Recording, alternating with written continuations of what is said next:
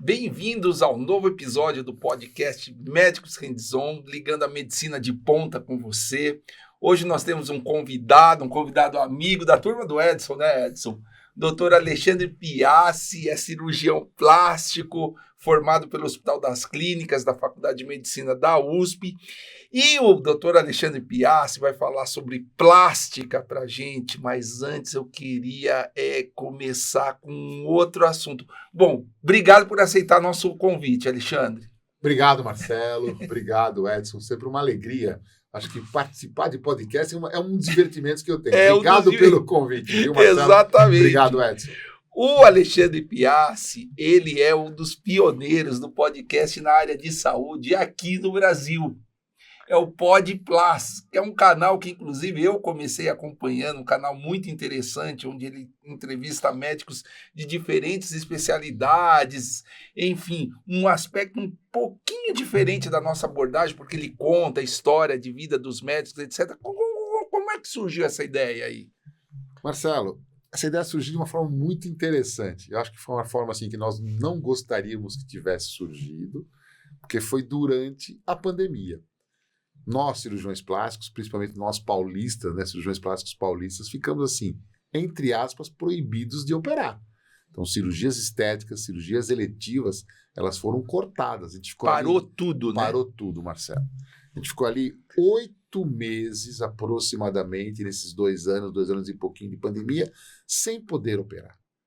E aí você fica em casa, de uma forma que você não estava habituado a ficar, e começa a consumir outras coisas que você também não está acostumado a consumir. E uma dessas foi o YouTube. Comecei a assistir o YouTube de um jeito que eu não assistia. YouTube como fosse televisão. Assisti e descobri um programa chamado Flow Podcast, que era um programa de entrevista. É o Flow primeiro, né? Flow. No Brasil é o primeiro. É um programa de entrevista longa. Na época da pandemia eles abusavam, ficavam 4, 5, 6 horas entrevistando. E aí eu falava assim, poxa vida, eu vou fazer isso em saúde. Não tinha nenhum videocast, tinha vários podcasts, áudio, individual, só a pessoa falando, mas entrevista, no formato videocast, no formato Flow, o PodPlus, que a gente já tem aí há 5 anos, foi o primeiro nesse formato. E foi uma coisa extremamente assim, como eu posso falar para você, Marcelo, uma coisa extremamente assim, que a gente ficou empolgado no início, mas a gente tinha noção que provavelmente assim que a gente voltasse à vida normal, entre aspas, a gente encerraria o PodPlus. E a gente não consegue. Não consegue, né? Estamos aí há 5 anos, toda semana, e eu e o Abel, né, meu parceiro no PodPlus, nós dois, assim, estamos empolgados. Parece que todo dia é o primeiro dia. Diz aquele nervosismo, a gente faz ele ao vivo, todas as terças-feiras. Todo podcast dá uma acelerada. Dá aquela acelerada. Né? A gente não sabe o que o entrevistado vai falar, porque nós estamos aqui no início. E você está ao vivo também. Exatamente. Né? E no início do PodPlus, que estava assim, na época de pandemia, nós fizemos durante a pandemia, nós começamos assim, em 2021, a gente tinha algumas palavras que o YouTube cortava se você falasse. Vacina, ele cortava e saía do ar, não podia falar essas palavras. Então a gente policiava ao vivo. Foi muito interessante. E está sendo uma experiência muito grande. Eu falo pro Abel, que é meu partner, é junto comigo, e eu falo para ele assim, a medicina para nós, hoje, é muito mais fácil eu conversar, Edson, sobre medicina com os pacientes, com os amigos, das outras especialidades. Porque a gente aprende. A gente aprende. Exatamente. Isso aqui é uma aula. Às terças-feiras a gente aprende. Então hoje eu discuto um pouquinho de neurocirurgia, do piteco, não sei aonde. Cirurgia geral, urologia, cirurgia. Vocês entrevistaram a professora Angelita. Entrevistamos a doutora Elisa Bonfá, o Raul Kutait, entrevistamos muita gente. O Edson já esteve conosco. É verdade. Você tem um episódio. A gente tem um orgulho da biblioteca que nós temos. E eu tenho não tenho dúvida que os nossos convidados foram ali pelas nossas amizades. Pois porque, assim, só por isso que eles estão conosco. Mas o público que nos acompanha gosta muito e, assim, o feedback em relação a perguntas, curtidas, inscrições no canal, isso reflete que a gente aí tem que continuar. Isso é muito importante, que é o nosso objetivo também, passar a medicina de ponta para as pessoas de uma forma mais didática, né? Pode plás de plástica, suponho eu, né? Isso. Esse, na realidade, essa pergunta é uma pergunta interessante. A gente fala tudo nesse canal, menos de plástica. Menos Hoje de nós vamos falar de plástica. Hoje nós plástica aqui no Redzão vamos falar de cirurgia plástica. Mas como são 2 cirurgiões plásticos, eu falei, pô, se a gente ficar falando de cirurgia plástica, não vai ter tempo de... Quanto tempo de conseguir fazer esse canal no ar? Chega uma hora que você não tem mais o que falar de plástica. Então eu falei assim, vamos falar sobre medicina. A gente, inclusive, evita falar de cirurgia plástica, evita falar que nós somos cirurgiões plásticos, apesar que nossos amigos, que nós convidamos, sabe que nós somos cirurgiões plásticos e acaba falando, cirurgia plástica, e começa a fazer algum tipo de analogia. Mas assim, a gente habitualmente evita falar de cirurgia plástica. E por que você... E não faz propaganda também. Isso é outra coisa que eu também acho interessante. A gente não montou o canal para fazer propaganda pessoal, para fazer propaganda da minha clínica, da clínica do Abel, não. A gente montou o canal para realmente mostrar, como você acabou de falar, uma medicina de alto nível. E quando não é, isso é uma coisa interessante, quando a gente recebe um convidado, pode ser bem informado, mas que tem algumas coisas que a gente não concorda, a gente cutuca. Polêmicas e não convencionais. Tem certeza que isso funciona? Esse tratamento aí não é meio charlatão? Né? A gente fala. Porque, na realidade, assim, a gente quer mostrar ali que a gente, primeiro, que não é vendido. Segundo, que a informação que a gente está levando para quem nos acompanha é uma informação séria. Entendeu? Porque, assim, a gente tem... Isso é uma coisa interessante. Eu fico imaginando que um leigo, por mais que seja um leigo preparado, porque tem muito jornalista, Edson, que é preparado para entrevistar saúde. Ele tem uma formação, ele não é médico, mas ele tem uma formação, trabalha muito tempo no canal de saúde, e ele entrevista médicos não sendo médico. Então, assim, mas o filtro dele não é o mesmo filtro que o nosso. Não é o nosso. A gente é mais objetivo. Então, nós temos um filtro. E a gente consegue ver quando o médico está falando, o que ele está falando. A gente liga aqui uns PubMeds da vida, umas aulas de 1900 de Guaraná com rolho e fala, opa, aquilo lá não tem muito sentido. A nossa inteligência natural ajuda. Exatamente, aqui não tem muito sentido médico. Aí a gente consegue cutucar. Muitas vezes o jornalista, o entrevistador de saúde que não seja médico, ele não tem esse filtro. Ele acaba acreditando e muitas vezes quem está assistindo esse programa, de acordo com a resposta do entrevistador, acaba acreditando. E mesmo do entrevistador, porque ele fala assim, verdade, poxa, que bacana, que legal, pô, eu não sabia que isso acontecia, quer dizer, ele está estimulando aquele tratamento, aquela conduta. Nós não. Se a gente não sabe, fala, eu nunca vi falar sobre isso. Vamos lá, né? Existe literatura sobre isso? Quer dizer, eu nunca vi nenhuma publicação. Desculpa, porque a gente não sabe tudo, mas tem noção. Sim, claro. E é isso que a gente quer levar. É isso que a gente tem interesse em levar. Vamos entrar E a maior preocupação, na minha opinião, na internet, quando se fala sobre saúde, a maior preocupação é o espalhamento de informações não baseadas em evidência científica. E falsas, né? Isso, e informações falsas. Falsas, né? Então, com intuito único, exclusivamente monetário, dinheiro, business. Né? Então, nós que somos médicos, temos que lutar por um espaço que defenda os ouvintes de informações falsas e de informações não baseadas em evidência científica. Então, isso é muito fundamental. Edson, isso eu acho fundamental, Marcelo, acho isso fundamental. E hoje, nós vivemos a medicina, nós 3 aqui, vivemos a medicina antes das mídias sociais. E hoje as mídias sociais, elas poluem o ambiente científico de uma forma absurda. Porque assim... É quase um proselitismo anticientífico, o né? Instagram, ele não faz um... Será que ele está falando a verdade? Ou seja, se você colocar ali Alexandre Piassi, o maior cirurgião de face do mundo, ele deixa colocar. Ele deixa. Eu posso não ser. Quer dizer, e ele deixa colocar. O maior desentupidor, não sei o que, tá ali. Eu não sou. Precisamos de amadurecer ainda. A gente não está maduro para lidar com isso. Né? A sociedade não está madura para lidar com isso. Você compra seguidor, ou você impulsiona, não sei o que, aí você tem lá 1 milhão de seguidores. Você vira uma autoridade. Isso quer dizer, perigo, aquilo que você fez, doutorado, mestrado, livre docência, não sei o que, perde por número de seguidores. Só que a medicina séria, a medicina baseada em evidência, como o Edson chamou atenção, Não é pelo número de Não seguidores. é pelo número de seguidores. Não é. Muito pelo contrário.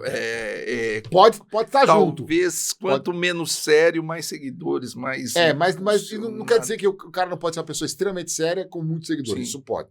Mas eu diria que são Isso exceções. isso São é exceções. uma condição mais difícil. Porque Né? o cara precisa cuidar muito, precisa estar o tempo Exatamente. todo atrás disso. É. E quem trabalha com medicina sabe que você não sobra tempo, não né? Tem tempo. O tempo que sobra é para você ficar com a família, pra você viajar um pouco, É. descansar e não ficar... Vamos lá. Por que você fez cirurgia plástica? Essa pergunta é uma pergunta interessante. Por que eu fiz cirurgia plástica? Acho que tem vários motivos. Eu sempre gostei de cirurgia plástica. Só que, assim, eu adoro a medicina. Eu sempre, desde criança, eu falei que ia fazer medicina. Eu nunca imaginei uma outra profissão. Aquelas profissões jocosas de criança, de muito criancinha. Quero ser jogador de futebol. Nunca quis. Mas quero dirigir caminhão de lixo. Eu já quis ser motorista de ônibus dia na minha vida. Então, tem essas coisas. Mas tirando isso, eu sempre achei que ia ser médico. Eu tinha alguns exemplos na família. E, assim, vários médicos que povoavam, né, nosso dia a dia, os almoços de domingo. Meu irmão é médico, e eu sempre quis ser médico. Meu irmão é alguns anos mais velho que eu, e a gente tem uma relação muito boa, e eu sempre quis ser médico. Era uma coisa que eu... Quando entrei na faculdade de medicina, eu entrei direto do colégio. Então, a gente entra muito novo. Eu não fiz cursinho, eu saí do colegial e já entrei na medicina USP, que era um sonho de muita gente, e eu entrei assim, tipo, opa... CDF. Né? Eu acho que eu era. Né? Não, nós todos éramos, né? Continuamos um pouco. Continuamos um pouco. Mas sabe quando você sai do colegial, entra na medicina USP, assim, opa, e você entra sem muito aquela... Aí você começa a olhar pro lado, o cara fez 4 anos de cursinho, aí o outro fez 3 anos de cursinho. E fora os milhares que não entraram, Quer né? dizer, tinha gente mais madura do seu lado, E aí, né? eu entro e falei, poxa, tô aqui na medicina USP. Meu sonho, me diverti, fez 6 anos, estudei, foi maravilhoso. Eu entrei para fazer neurocirurgia, Marcelo. Ixi. Eu não sei se a neurocirurgia é uma coisa que o cérebro, né? O centro do... Eu não sei o poder da neurocirurgia. Eu não sei, eu entrei para fazer neurocirurgia. Naquela época, fazer medicina era uma faculdade eminentemente cirúrgica. Era cirúrgico. Assim, ali a moral, entre aspas, era do cirurgião. Então, você vai contaminando com isso. Então, eu entrei para fazer cirurgia. Só que toda vez que alguém chegava perto de mim, não sei se era meu jeito, eu não sei como, não sei o que ia falar. Você vai fazer cirurgia plástica, hein? Você vai fazer cirurgia. Era muito engraçado. Eu nunca. O Edson pode falar, mas não precisa falar, não. Mas São eu sei colegas de turma, para quem não sabe. Mas assim, eu sei. E aí, eu sempre falava, pô. E aí, de neurocirurgia logo passou. Passou logo a ideia. Aí a gente começa a ter técnica cirúrgica, anatomia. E eu me empolguei muito com a cirurgia geral, com a cirurgia do aparelho digestivo. Inclusive, trabalhei com o professor Henrique Walter Pinotti, Zezinho. Lembra do Zezinho, Edson? Zezinho, o professor Pinotti fazia uma seleção, já no primeiro para o segundo ano da faculdade de medicina. Ele pegava o currículo nosso e escolhia entre 4 e 6 alunos do segundo ano da faculdade de medicina para acompanhar ele na clínica privada. A gente acompanhava ele na clínica privada dele, entrava em cirurgia, passava visita, discutia casos clínicos, vestia de branco, que assim, na época, vestir branco na época era uma coisa assim... É o sonho da sua mãe. Né? É engraçado. É o sonho da sua mãe, você vê de branco, ver meu filho sair de branco. Pela cirurgia do aparelho digestivo, segundo para o terceiro ano da faculdade, no 4º ano. No 5º ano, encontrei uma pessoa que chama José Carlos Marques Faria, que é um cirurgião plástico. É um cirurgião plástico do HC também. Ele falou, Alexandre, você tem que ser cirurgião plástico, você tem todo jeito de cirurgia plástica, o seu ponto é delicado, você opera, não sei o quê. Ele começou a me elogiar, não vou ficar falando aqui, tecendo autoelogio, começou, e eu tinha um jeitinho. Assim, eu sempre gostava de arrumar... Para ser cirurgião plástico, você acha que a delicadeza técnica com um jeito de ser, tem um jeito de ser o cirurgião plástico? Tem. Eu acho que tem, Marcelo. Eu acho que o cirurgião plástico... Poxa vida, como é que eu posso te falar de um jeito... Eu detesto me autopromover. Sim, eu não tô aqui. Não, tudo bem. Mas o cirurgião plástico, ele trata, além da doença, ele trata toda uma questão social, cultural, emocional. Ele não tem um alvo certo, ele tem vários alvos no paciente. Então, assim, ele tem autoestima, ele tem a expectativa, ele tem a moda, ele tem o gosto, ele tem a arte, ele tem um monte de coisa. Você tem que observar a casca e a alma, é isso? Exato. Então, assim... As duas coisas. E cirurgião plástico é um cara detalhista, é um cara que, assim, tá preocupado no final da cirurgia, que ficou 5 horas lá arrumando o tiro, você tá preocupado se a pele tá certa, você entendeu? Eu tô lá tentando consertar. Não, será que a pele tá certa? Ou dá aquele pontinho no intestino, sabe aquele pontinho certinho, simétrico? E toda vez isso fala, pô... E assim, e meu jeito também como pessoa, como eu me vestia na época da faculdade, eu sempre, tipo, entrava no centro cirúrgico, eu colocava... Que é obrigatório. Ele chegava com a camisa passada. Essas coisas. Meia alinhadinha, calça passada, a gente ia com a camisa amassada. E aí as pessoas começaram a falar. E eu me empolguei com isso. Eu me empolguei com isso. E assim, eu gostava. Tipo, chegavam aqueles FCCs no pronto-socorro no 5º ano, que FCC é ferimento corte contuso, é um corte na pele, vai. Chegava lá, eu ficava lá horas dando pontinho. Então, assim... Eu tinha essa paciência da cirurgia plástica. Eu lembro que todas as cirurgias, quase todas as cirurgias, você fala assim, estão fechando, é que está terminando. A cirurgia plástica está fechando sempre, né? Ela nunca, porque assim, sempre só na pele, né? Quer dizer, então, assim, isso me... E aí eu fui... O Zé Carlos Macfaria, no 5º ano, ele falou, Alexandre, você tem que fazer cirurgia plástica. Vem comigo, eu vou te mostrar que era cirurgia plástica, eu não tinha currículo ainda de cirurgia plástica. Aí comecei a acompanhar ele, comecei a fazer alguns trabalhos científicos com ele. Eu falei, não, é isso que eu quero. É isso que eu quero.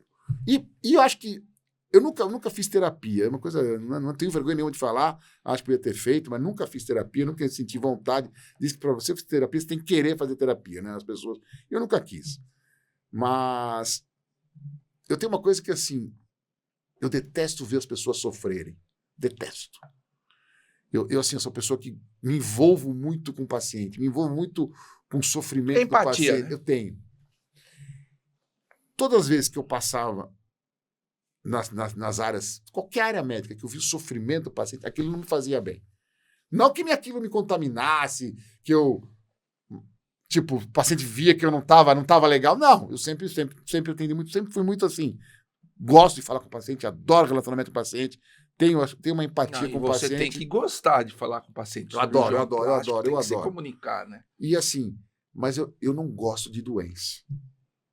Entendi. Eu não gosto de sofrimento do paciente. Não gosto. Diante disso, eu tinha 2 especialidades, pensando nisso. Isso não foi na minha decisão, mas era obstetrícia, que acho que a pessoa vai feliz para o hospital, ou cirurgia plástica. Não tem uma especialidade que o cara vai ser internado feliz. Não tem. Não tem. Só vai feliz para o hospital para ter filho e para fazer plástica.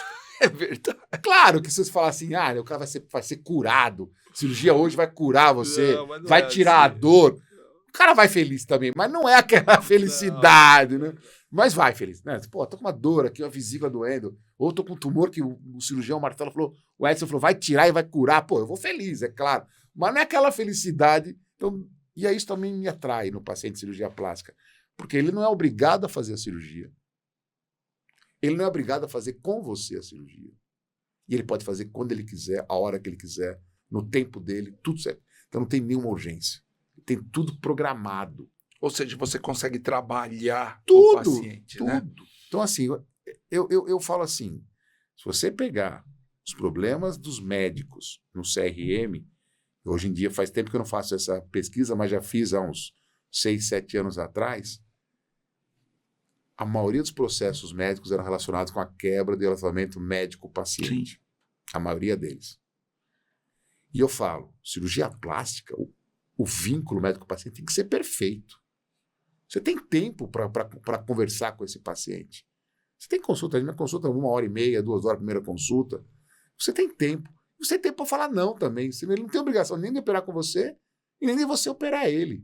Então, assim, é uma doação minha e do paciente a cirurgia plástica. Então, eu me adaptei muito bem a essa especialidade. Quer dizer, foi o seu jeito de ser. Foi.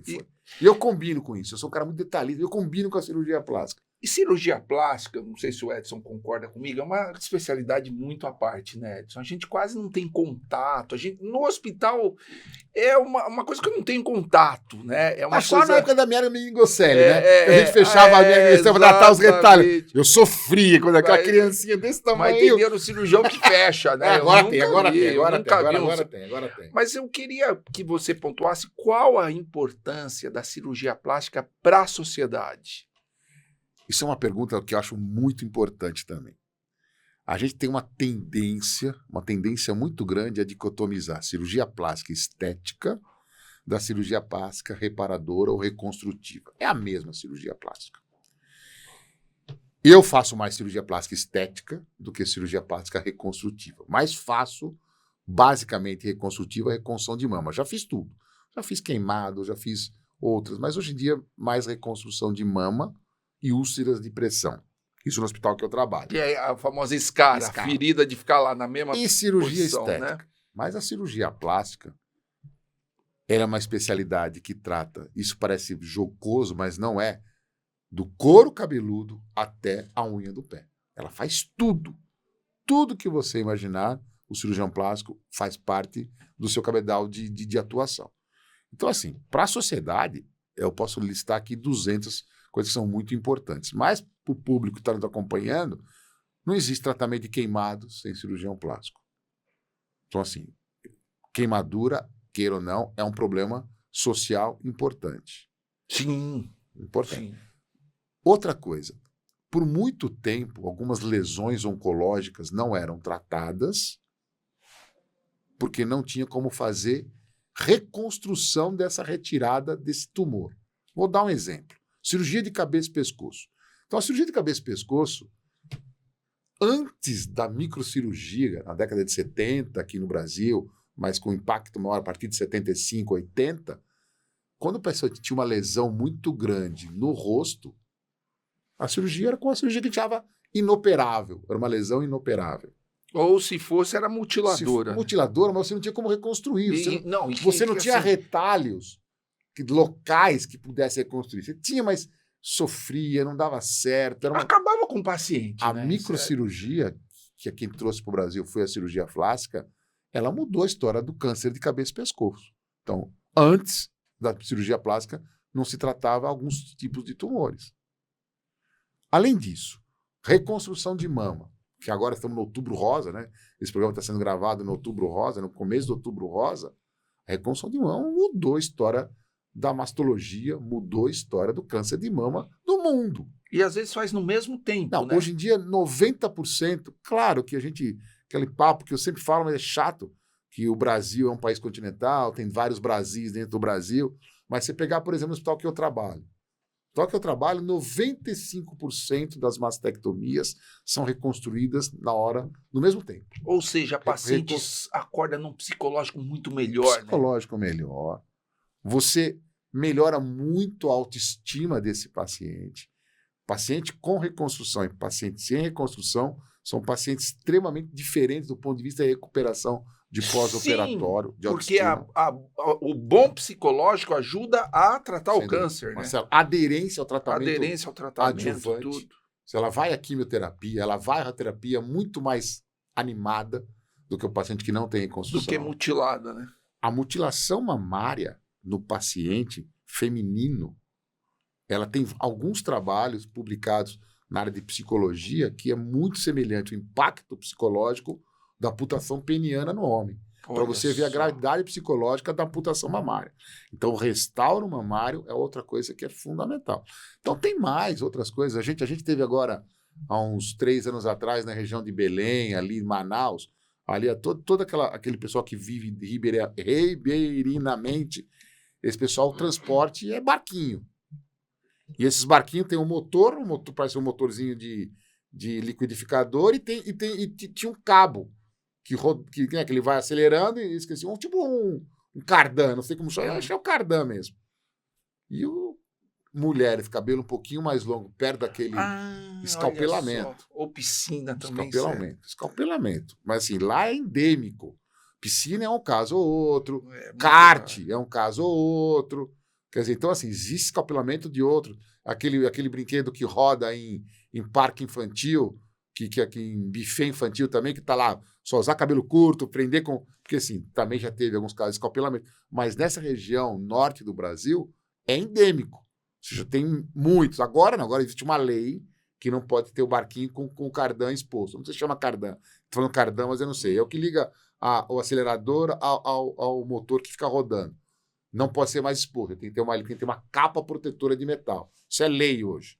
Mas enquanto não era lei, lá era endêmico. O cirurgião plástico fazia vários mutirões lá. Oi, sem falar fissura lá palatina. A gente tem uma ação social muito grande. Social e ação, como você falou, em relação à sociedade, a cirurgia plástica é fundamental. E a estética também. E aqui, eu como cirurgião estético, a estética também. Você, muitas vezes, vou falar de mama de novo, mas vou falar de rosto, vou falar de nariz. Uma mama pequena ou uma mama muito grande, o paciente, ele tem também uma questão de autoestima, uma questão de conviver com a sociedade de formas diferentes. Tanto quem tem mama muito pequena, que vai ganhar um implante mamário, como tem mama grande, que vai fazer a redução, a relação, eles ficam mais introspectivos. É muito comum você fazer uma cirurgia mamária no paciente, ele mudar o jeito, mudar a roupa, mudar o jeito de se relacionar com as pessoas, interpessoal, de namoro. Engaja mais as pessoas, etc. Né? A pessoa fica mais feliz, né? A cirurgia plástica, ela tem essa função social também. Outra coisa, cirurgia facial. A gente está vendo algumas aberrações nas mídias sociais, no Instagram e outros. Muitas, né? Essas aberrações, elas, infelizmente, acontecem porque, assim, tem pessoas que fazem esse tipo de procedimento que não estão atinados com a medicina, como o Edson falou no início, preocupada com a ciência. Por quê? Porque, assim, a cirurgia plástica, ela é exatamente igual a qualquer outra especialidade médica. Você faz o diagnóstico e você instala o melhor tratamento para aquele diagnóstico. Você não hipertrata, hipercorrige, ou você acaba deixando todo mundo com o mesmo rosto. A cirurgia plástica não faz isso. A cirurgia plástica vai tratar o envelhecimento facial. Vai olhar. Não envelheceu, passou... Então, esse rejuvenescimento facial, por exemplo, é muito procurado por pessoas que estão na atividade profissional intensa e já estão começando a se sentir um pouquinho mais cansado ou envelhecido pelo trabalho que está fazendo. Então, procura o cirurgião plástico. Isso é muito comum, essa procura do cirurgião plástico. Xande, será que a gente dá um up no rosto para eu... Sabe? Porque eu tô achando que estou com o olho um pouco assim, com pálpebra meio inchadinha, aquele ar de cansado. Aí o chefe começa a olhar de outra forma e está ficando velho, hein? Então, a cirurgia plástica tem isso também. Mas tem várias coisas. Eu pude ficar falando horas e horas Vamos sobre lá. as vantagens. Eu vou te perguntar agora, assim, o Brasil é um país de destaque na cirurgia plástica no mundo, não? Muito, Qual é a Marcelo. posição? Qual é a nossa posição aqui? Eu acho que hoje a medicina brasileira, não só a cirurgia plástica, mas toda a medicina brasileira, é uma medicina bastante assim, interessante do ponto de vista mundial. Eu vejo vários amigos viajam, dando palestra. Eu vejo que o brasileiro é bem conceituado medicamente. A nossa faculdade de medicina, né? Nós temos muita tradição. Exatamente, no mundo, né? exatamente. Inclusive... A cirurgia plástica, a gente queira você ou não, toda vez que você viaja para dar aula, ou mesmo se falar, cirurgião plástico brasileiro, eles têm interesse em saber o que nós estamos fazendo. Tem, inegavelmente. Eu acho que o cirurgião plástico brasileiro tem uma coisinha, eu não gosto de falar mal dos outros, eu não falo mal, Sim, mas assim, a gente tem uma dificuldade muito de publicar o que nós fazemos, Marcelo. A gente não publica, Edson. A gente faz, pega os casos, dá uma aula no congresso, mas a gente não faz um trabalhinho, faz uma publicação. A gente não, é muito raro. Alguns cirurgiões plásticos fazem. Eu me coloco nesse aí que faz trabalho científico, mas é a minoria, infelizmente. E o americano já não. O americano é um publisher nato. Então, hoje, a referência... Porque a referência, queira você não, é através de trabalho científico. Você olha e você vê ali que o americano publica muito, o chinês publica muito sobre cirurgia plástica, o indiano está publicando, o turco, né? A Turquia está publicando muito sobre cirurgia plástica. A Turquia é o... Turquia é nariz e cabelo. E cabelo. É nariz e cabelo. Assim, Turquia é basicamente nariz e cabelo. É. A Colômbia, hoje em dia, publica muito sobre contorno corporal. O Brasil está publicando também. A gente tá começando com essa cultura. Porque quem não publica não aparece. Ou agora a mídia social, né? a mídia social. Mas o americano não usa muito. Se pegar o Instagram do americano, é fraco. O médico americano não usa Instagram. Eles usam mais Facebook ainda do que Instagram. O Facebook agora tá é mais forte lá. Eles usarem Instagram. Mas lá, assim, o americano você sabe, mas o americano ele opera estou falando de cirurgia plástica agora, opera uma paciente famosa, uma paciente do Jet Set ali, que é um artista, ou algum, que o público, aquilo explode. Então, hoje em dia, o que influencia o mercado americano de cirurgia plástica são as digital influencers. Então, quem operou esses nomes dela, não vou ficar citando o nome dela. Você tem que estar. Ele opera essa aqui, ele vira a moda de Nova York. Então, aí o outro vai lá, opera aquela outra. Vira moda. Vira moda de Washington. É impressionante. É uma pessoa que ele opera, que ele vira o cirurgião da vez. Cirurgião de face, né, basicamente. É interessante isso. Agora, antes de passar para esse assunto, legados, nomes como Ivo Pitangui, são nomes fortes, né, da cirurgia plástica brasileira. Tem mais nomes? Eu acho que assim, o Ivo Pitangui, ele foi uma das pessoas que levou a cirurgia plástica para o mundo inteiro. De duas formas ele levou. Naquela época que o mundo era desconectado. Exatamente. Então ele viajava muito, ele era uma pessoa que era poliglota, ele falava várias línguas, ele tinha uma facilidade, não tinha tradução, né? Eu tive na China agora, esse ano, se não tivesse tradução, eu estava perdido, porque assim, eles só falam chinês. E assim, ainda bem que tem um tradutor. Naquela época, então assim, ele falava várias línguas, então ele teve essa facilidade. Ele era um excelente didata, gostava de viajar e levou a cirurgia plástica para o mundo inteiro.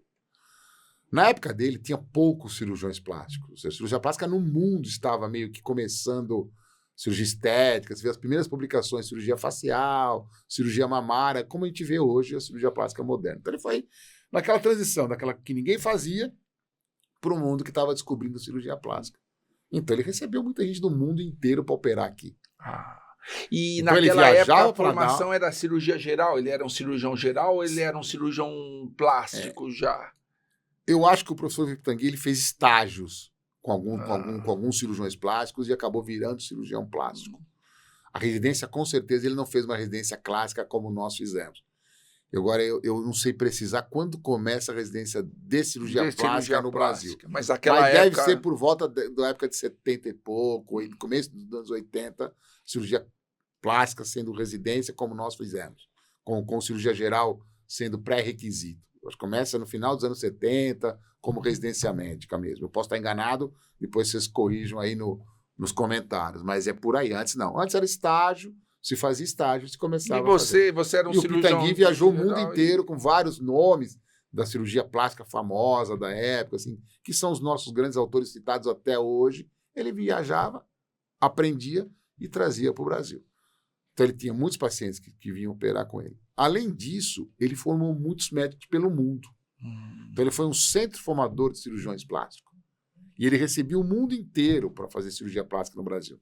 Então você tem discípulo do Pitangui da Rússia, tem discípulo em Portugal. Olha só. Tem discípulo do Pitangui no mundo inteiro. Isso também fez o nome dele também. Olha só, que interessante. Então ele tem isso, ele tem esse canal aí de abertura. Depois vieram outros cirurgiões.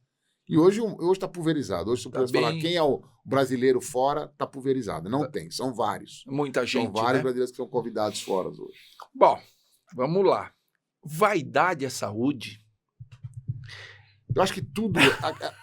Cirurgia plástica é vaidade? Cirurgia plástica é o quê? Duas perguntas, duas respostas que eu tenho muito medo de dar, assim, depende do bom senso. Porque o cara, quando achar que não tem bom senso, ele é louco. Todo mundo tem bom senso, né?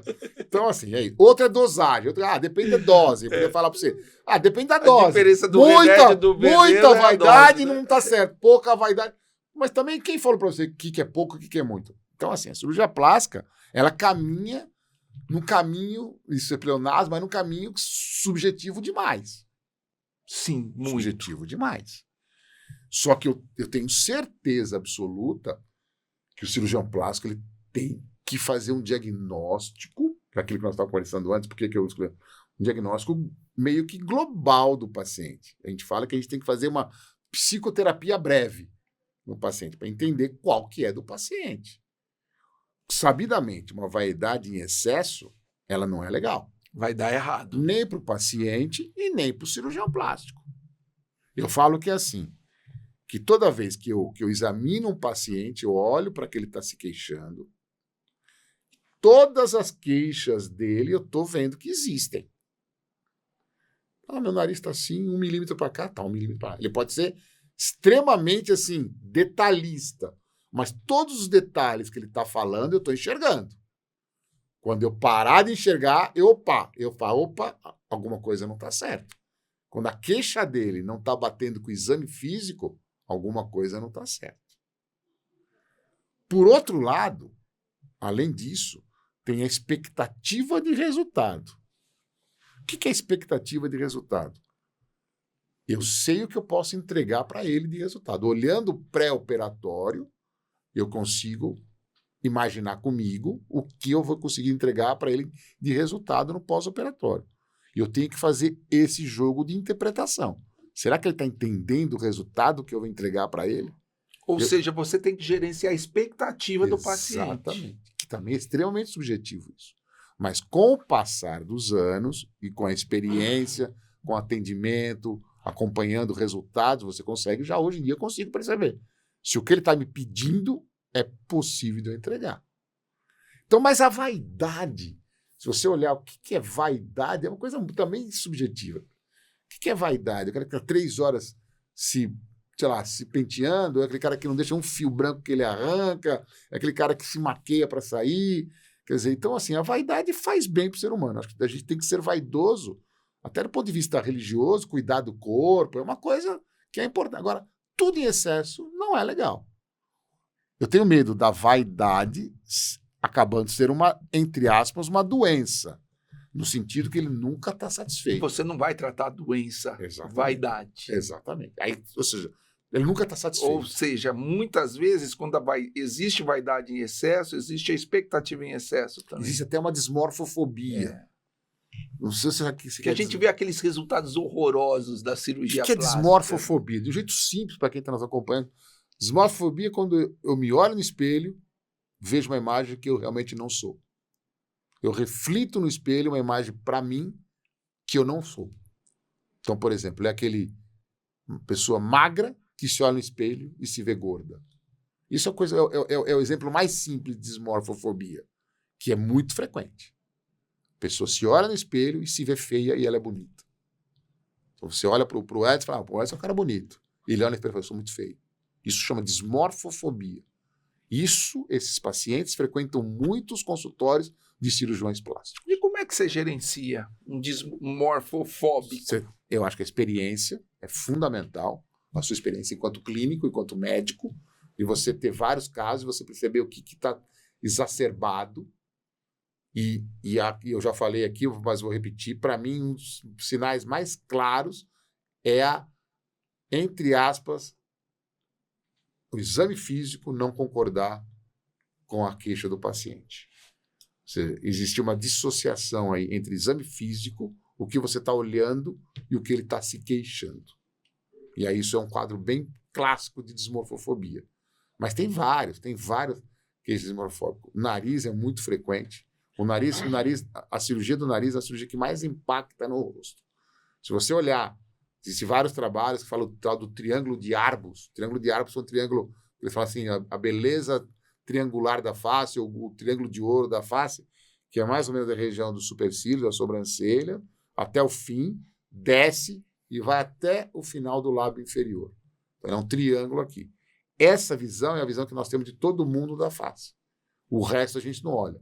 Claro que o cirurgião plástico olha. Eu olho, já vejo do cara tem a orelha de abano. Se ele não tem, já vê se ele tem. Ele já olhou. Já faz o diagnóstico. Ele já fez vários diagnósticos. Entendeu? Mas, normalmente, a população olha só essa região. É o triângulo da face. E o nariz é o centro dela. Então, assim, é muito comum o paciente dismorfofóbico ter queixas nasais além do normal. Ah, olha só. Além do normal. Bom, a gente falou da... Pode falar.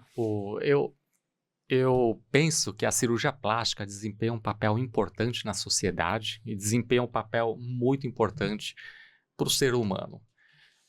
Nós, seres humanos, existem algumas situações que nós não estamos satisfeitos com o nosso corpo, né? E essa insatisfação com o nosso corpo leva a sofrimento humano, né? E sofre aquela pessoa que está sofrendo. E o sofrimento ele não é mensurável entre as pessoas. Então, algumas pessoas realmente sofrem muito mais do que as outras. Então, não é possível nós julgarmos o sofrimento de uma outra pessoa. E realmente existem pessoas que sofrem muito com o formato seja nariz, seja a barriga, seja formato da região torácica e assim por diante. Nesse sentido, o papel do cirurgião plástico acaba sendo muito importante porque o cirurgião plástico tenta fazer a compatibilização entre o formato de uma pessoa, tenta fazer a compatibilização entre a alma do paciente, a alma da pessoa com o seu corpo, né? E esse papel do cirurgião plástico acaba sendo assim, fundamental para o alinhamento do corpo com a alma da pessoa, ou seja, tirar esse sofrimento. Agora, nós temos que tomar cuidado, porque às vezes, que é essa dismorfofobia que você falou, que às vezes a expectativa do paciente, o modo de enxergar o próprio corpo é de uma maneira tão assim alterada que nós não podemos conquistar aquele resultado que o paciente deseja. É nesse momento que o cirurgião plástico tem que pisar o pé no breque e Senão, abordar de outro jeito. Ou seja, de uma abordagem psíquica mais efetiva. É isso. Né? Eu acho que você falou as coisas muito importantes. O cirurgião plástico, eu vou repetir algumas coisas, mas o cirurgião plástico ele tem a necessidade de fazer essa tal de psicoterapia breve. Sim. É fundamental. Sim. Ele perceber realmente as queixas do paciente, o que está motivando essas queixas. Por que ele está ali procurando um cirurgião plástico? Se você imaginar que ele está procurando uma cirurgia que não tem... Vai procurar uma cirurgia, vai sofrer um procedimento cirúrgico, anestesia, recuperação pós-operatória, vai ficar fora de um período, né, de recuperação pós-operatório, um mês sem atividade física, depende da cirurgia, claro. Ou seja, tudo isso por uma questão de beleza. Então, assim, tem que ser uma coisa que você tem que tomar muito cuidado quando você vai fazer a cirurgia. Então, assim, eu falo isso e falei outro dia, até num programa, sobre isso, mas eu não tive muito tempo para explicar isso. E eu vou tentar explicar aqui de uma forma bem tranquila. Quando você vai fazer uma cirurgia, que não é cirurgia plástica, estética, vamos imaginar que seja um tumor intraabdominal que está perto da cava. Cava é uma veia grande, bom, está perto da cava, aquele tumor que é difícil ressecar, né? perigoso. Perigoso, né? Ou qualquer outra cirurgia que até que não seja tão perigosa, mas que não é, que você precisa fazer a cirurgia, você não tem como se livrar daquela cirurgia, né? Um câncer de estômago, ou sei lá. Bom, quem vai operar tem uma responsabilidade enorme de tratar aquele paciente. Então, está lá operando. Mas a complicação da cirurgia dele, vocês me corrijam, ela é muito aceita. E mesmo o cirurgião fala, pô, isso faz parte, porque eu estava ali mexendo na cava, estava mexendo na horta. Faz parte do risco. Faz É o parte risco. do O risco, paciente fica sabendo do risco antes, a família... O paciente evolui com um problema neurológico, não sei o quê. Aquilo fica mais ou menos, faz parte do tratamento. Fica resolvido e depois a gente vê o que faz depois, né? A cirurgia plástica, a gente pega um paciente rígido, um paciente que não tem nenhum problema de saúde. A gente tem que investigar tudo. Então, tem que fazer uma pesquisa pré-operatória, exames pré-operatórios grande, uma história. Se não souber, manda para alguém fazer isso, né? Fazer uma avaliação clínica melhor. E ele tem que operar com você sem nenhum problema de saúde. Se tiver um problema de saúde crônico, diabetes, hipertensão, ele tem que ser equilibrado antes de fazer a cirurgia. Tem tempo para isso. Aí você vai operar por vários problemas, como o Edson falou, que ele não está se achando, que existe uma dicotomia entre a alma e o corpo, que existe várias coisas. Só que a sua cirurgia, ela não é vital. Ela não é... a cirurgia, com ou sem cirurgia, Não é para o paciente vai viver. Pode normal. viver mais triste, não gostando do seu eu, mas não é vital. A nossa cirurgia, ela é uma cirurgia vital do ponto de vista psicológico, mas do ponto de vista orgânico, ela não é vital. Então, a responsabilidade do cirurgião plástico, eu brinco, é maior do que o cirurgião oncológico, entre aspas. Não que não é maior no sentido... Sim. Mas, assim, imagina se eu dar um erro numa cirurgia plástica. Imagina se eu faço uma cirurgia e faz parte. É isso que eu falo, faz parte. As complicações. Sim. É um procedimento, né? Eu já vi cirurgiões plásticos que abandonaram a carreira. Fazem parte. Então, é isso que a sociedade tem que perceber. Porque não é porque é cirurgia plástica, as complicações não fazem parte. Eu acho que assim, ninguém sai de casa para fazer uma cirurgia plástica. O cirurgião agora, eu vou complicar, eu vou matar essa paciente, eu vou perfurar. Claro que se o cara não tiver formação, não for um cara... Essa chance é maior, né? Não, aí sim, mas aí passa na negligência, na imperícia, na imprudência. Mas assim, tirando isso, acontece. Só que a responsabilidade do cirurgião plástico é muito grande. Por isso que me irrita quando a gente escuta que fala, eu faço cirurgião plástico em consultório de dentista. Eu não estou falando mal, não dentista, cirurgião plástico mesmo. Trabalha em lugares não ideais, entendeu? Faz cirurgia plástica em lugares adaptados. Cirurgia plástica não é para fazer em lugar adaptado. É para fazer em lugar o melhor possível, para ter zero chance de dar errado. Porque não pode. Os riscos. Né? Cirurgia plástica não pode dar errado. E na cirurgia plástica... a chance de dar errado existe, né? Claro que existe. É uma cirurgia como outra qualquer. Não só errado a cirurgia, não só errado o resultado, mas como as complicações perioperatórias. Infarto agudo do miocárdio, tromboembolismo, TEP, e AVC e outras complicações da própria procedimento cirúrgico.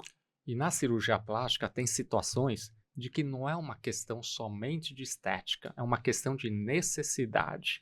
Eu vou dar um exemplo, nós da neurocirurgia, nós fazemos muito cranioplastia, que são aquelas pessoas que têm crânio deformado ou que num acidente por exemplo, aí houve necessidade de tirar parte do osso para descompressar, para descomprimir, para tratar a hipertensão intracraniana e posteriormente o paciente fica com o crânio deformado e afundado. Nessa situação, a correção não é uma questão de vaidade, é uma questão de necessidade estética. Imagine nós andando na rua com crânio deformado. Cranioplastia deformado. É horrível, então, né? a cirurgia plástica craniana acaba sendo uma necessidade. Por quê? Porque ela permite um melhor visual do crânio de uma pessoa. Sim, né? A pessoa sofre menos bullying. Quando nós saímos, as pessoas não ficam olhando, não chama atenção por causa de um crânio deformado. A cirurgia plástica craniana acaba sendo muito importante porque possibilita inserção social da pessoa, com uma melhor aparência, inserção social. Fora a inserção social da pessoa, a questão da proteção do cérebro. Se a pessoa estiver andando no parque e levar uma bolada na cabeça, por exemplo, tem lá o material protegendo o cérebro. Né? E fora isso, hoje em dia se sabe que quando se faz a cranioplastia, melhora o fluxo sanguíneo cerebral e melhora a circulação do líquido céfalo-raquidiano e melhora a cognição do paciente. Ou seja, hoje em dia é muito importante a plástica do crânio para reabilitação social e cognitiva da pessoa. Sim. E a cirurgia plástica que vocês fazem, em muitos aspectos, tem tudo isso também. 100%. Isso. Inclusive a cirurgia estética tem isso. Então ele pode ter um nariz feio e ter as mesmas complicações sociais de um cara que tem um fundamento craniano. Então, ele pode ter o mesmo bullying, ele pode olhar para as pessoas lá que todo mundo está olhando para ele. Ou seja, ele pode ter as mesmas complicações sociais de uma alteração cranial, ele pode ter em relação ao nariz feio, nasceu com o nariz feio. Por isso que não é somente uma questão de vaidade. Não é uma questão de necessidade médica e social. Agora você vai falar uma coisa aqui, então. Vamos lá. Você falou que o seu paciente é perfeito. Nem tanto assim. A autoestima dele é um problemão. Qual é a importância de você recuperar a autoestima de um paciente na cirurgia plástica? Que você falou, você acabou Não, de falar de autoestima aqui. Eu acho que, assim, para você viver bem, você tem que ter uma boa autoestima. Você não precisa ser bonito, você não precisa ser, mas você precisa ter uma autoestima. Você precisa estar com você bem. Eu vejo que tem pessoas que são... Nós conhecemos pessoas que são feinhas, gordinhas, mas se acha o Dom Juan e o cara tá ali, tá sempre hypando. Então, assim, a autoestima é fundamental. É você estar bem com Você tem que você. estar bem com você. A cirurgia... Independente da forma do seu corpo. Exato. A cirurgia plástica, ela ajuda o paciente que está se sentindo com a autoestima um pouquinho alterada por questões corporais. Ela vai ajudar esse paciente. Se for real, ela ajuda real. Por que eu chamo de se for real, ela ajuda real? Se realmente o que ele está se queixando, eu encontro Exatamente. e consigo Ele tratar. não tem uma disformofobia, né? Aí a cirurgia plástica trata e o paciente melhora a autoestima. Dá os melhores exemplos que você tem. Olha, eu tenho alguns pacientes que me impressionaram muito durante essa minha vida já na cirurgia plástica de 20 anos.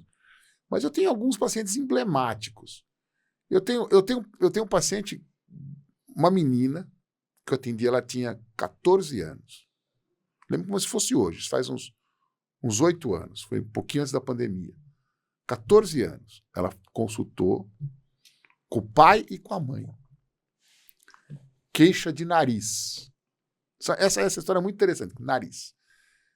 A gente começa a fazer cirurgia plástica estética no nariz, cirurgia plástica estética mamária, assim, a gente evita operar com 14 anos. A gente começa a operar perto dos 18, 2 anos a 3 anos depois da menarca, da primeira menstruação. Isso é mais ou menos não existe uma lei, não existe trabalho mostrando isso, mas existe algumas coisas, desenvolvimento craniomaxilofacial, desenvolvimento de mama, quer dizer, a gente tem uma ideia aí. 14, 15 anos. Esse paciente foi no consultório, ela tinha 14 para 15 anos. Qual era a queixa dessa paciente no consultório? Nariz. Levou o pai para fazer nariz. Eu examinei o nariz da menina, nariz lindo. E eu estava assim, falei, poxa vida, aquilo me chamou, por que será que ela... Eu não sei porque, não é habitual meu, porque eu acho que cada um tem a sua, entre aspas, a procura. Eu sempre um dos inícios da minha conversa na consulta é, por que você veio? Por que você está procurando cirurgião plástico? Não direto assim, mas a gente vai, o que te trouxe a cirurgia plástica? O que você está procurando comigo? O que eu posso te ajudar? E eu não fico perguntando assim, você quer operar a mama? Quer operar o abdômen? Quer operar? Não, eu não fico fazendo diagnóstico. Tem muitos cirurgiões que fazem diagnóstico, eu evito um pouco. Tipo, o paciente vai lá operar a mama, eu vejo que ela tem o olho caído e fala, precisa operar seu olho, hein? Quer dizer, eu não sei se ela está querendo operar o olho, eu não sei se eu estou sendo invasivo. Você não sabe se isso incomoda. Se incomoda, eu pessoa. posso chamar uma coisa, então eu evito. A não ser que esteja na área que eu vou operar. Tipo, vou operar a face. E aí eu falo, quer operar seu nariz? Quer dizer, aí às vezes quando eu falo, mas eu evito. Não é uma questão pessoal, eu evito ficar indicando cirurgia. Eu opero que a paciente está querendo ser operado, se assim tiver indicação. E aí eu falei para esse paciente, não sei por que eu falei, não sei se eu... Você queria examinar uma outra coisa? Queria ter uma outra queixa? Aí ela abriu um sorriso. Falou, mama, doutor. Ou seja, ela estava com vergonha, depois, agora já... Olha só. Já olhando isso, estava com vergonha de pedir para os pais para examinar a mama, porque mama no Brasil tem tabu, em relação à sexologia, tem um monte de coisa. Mama, ela tinha uma hipomastia, não tinha mama nenhuma. E o pai falou, Alexandre, ela é uma pessoa introspectiva, não sei o quê, e começou a conversar. Ela é uma pessoa que não tem amigos, ela fica isolada na escola, a professora já chamou ela várias vezes para conversar. Aí eu falei, pô, isso é mama. É mama, Edson, é mama. Não estou aqui fazendo apologia à cirurgia de mama, não, hein? Mama. Falei, olha, quantos anos você tem de menarca? Ah, doutor, tem 1 ano e meio. Falei, vamos esperar. Eu faço tudo certinho. Eu gosto de fazer todas as coisas tudo bem.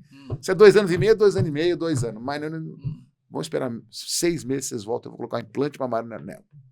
Ela saiu feliz. Saiu feliz. Me lembro que isso é uma coisa impactante. Bom, deu 6 meses, 6 meses e 1 hora, ela estava ali na consulta. Olha só, cara. Te procurou por causa do nariz. Levou os pais por causa do nariz, né? Ela ficou com vergonha, provavelmente, de chamar os pais por causa da mama. Porque operei essa paciente.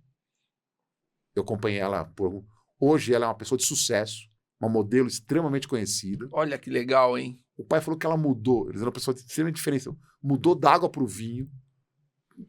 Foi a mama? A mama ajudou. Não vou falar que foi só o implante mamário. A mama ajudou. Pronto, a mama ajudou. Aí o desenvolvimento também melhorou. A relação, tudo melhorou. Por falar em mama... Ou seja, então assim, é aquilo que o Edson falou. A cirurgia plástica parece coisa mais assim, superficial, né? Colocar um implante mamário. Mas muda a vida. Por isso que eu falo não para implante mamário. Pra gente ter uma mama bonita. Uma mama com aspecto bonito, esteticamente bonita. Eu quero colocar implante. Você tem certeza que você quer colocar um implante mamário? Eu quero colocar... Eu falo, olha, pensa bem... Tá sua mama bonita, não quer esperar um pouco. Por quê? Porque a cirurgia plástica é igual a outra especialidade. Já falei isso, mas vou referir. É diagnóstico e melhor conduta. Não é moda. Cirurgia plástica não é moda. Tá na moda, tá na moda. Não é que tá na moda. Eu tô recuperando ela, eu tenho que tratar o defeito. Claro que a moda influencia, é óbvio que influencia. A beleza, ela é sazonal. A beleza é temporal. Para nós seria muito interessante se a beleza fosse atemporal. Quer dizer, se o que você fizesse há 40 anos atrás fosse igual hoje. Não, se você pegar agora eu sei lá, na época renascentista, o gordinho era o que era belo. A obesidade era então beleza, hoje a gente não estaria fazendo lipoaspiração, tá fazendo enxerto de gordura. A gente estaria enchendo os pacientes. Quer dizer, então, mas a beleza é temporal. Então o que é bonito hoje pode ser que não seja bonito amanhã. Então, você tem que lembrar que a cirurgia plástica, na maioria das vezes, ela é irreversível. Então, assim, tem que tomar muito cuidado com isso. E a beleza é temporal. Por que eu estou te falando isso? Porque eu nunca fui adepto de mamas grandes. Mas teve aí uns 10 anos atrás, estava na moda, aquela mamona enorme. Hoje em dia não está mais na moda. Então, quem colocou está tirando para diminuir um pouco a mama. Olha só. Então, assim, tem que tomar cuidado com a moda, entendeu? Medicina não é moda, medicina é tratamento de doença, é tratamento de situação. E assim, o paciente que você vê, você analisa corpo e mente, né? Tem que analisar. Fundamental, né? Fundamental, Marcelo. Porque às vezes você mexe, você pode mexer, se aquilo não está incomodando, você pode atrapalhar a autoestima daquela pessoa. Você quer outra coisa que parece besteira, mas não é besteira. Parece não parece besteira, é real. O momento que a paciente vai fazer cirurgia plástica. Eu faço muita cirurgia plástica facial. Eu faço 3 áreas mais, que é face, nariz e mama. Mas face é uma cirurgia que eu faço desde a época que eu trabalhei com o Ishida. Trabalhei com o Dr. Jorge Ishida, que é o maior cirurgião plástico de São Paulo. Trabalhei com ele 11 anos na clínica privada dele. E cirurgia plástica facial é uma especialidade que eu faço muito. Eu faço muito cirurgia facial. Tem que saber o momento de operar. A que momento de operar, Alexandre? Tem um momento certo de você fazer a cirurgia plástica facial. Tem um momento que você não pode fazer a cirurgia plástica facial. Vou te dar um exemplo. Que é um exemplo corriqueiro. E aqui eu não estou jogando do ponto de vista... mas assim, corriqueiro. O mundo está mudando muito. Isso pode ser que isso mude também. E a minha interpretação a essa situação pode ser que mude também. Mas... você tem separações matrimoniais.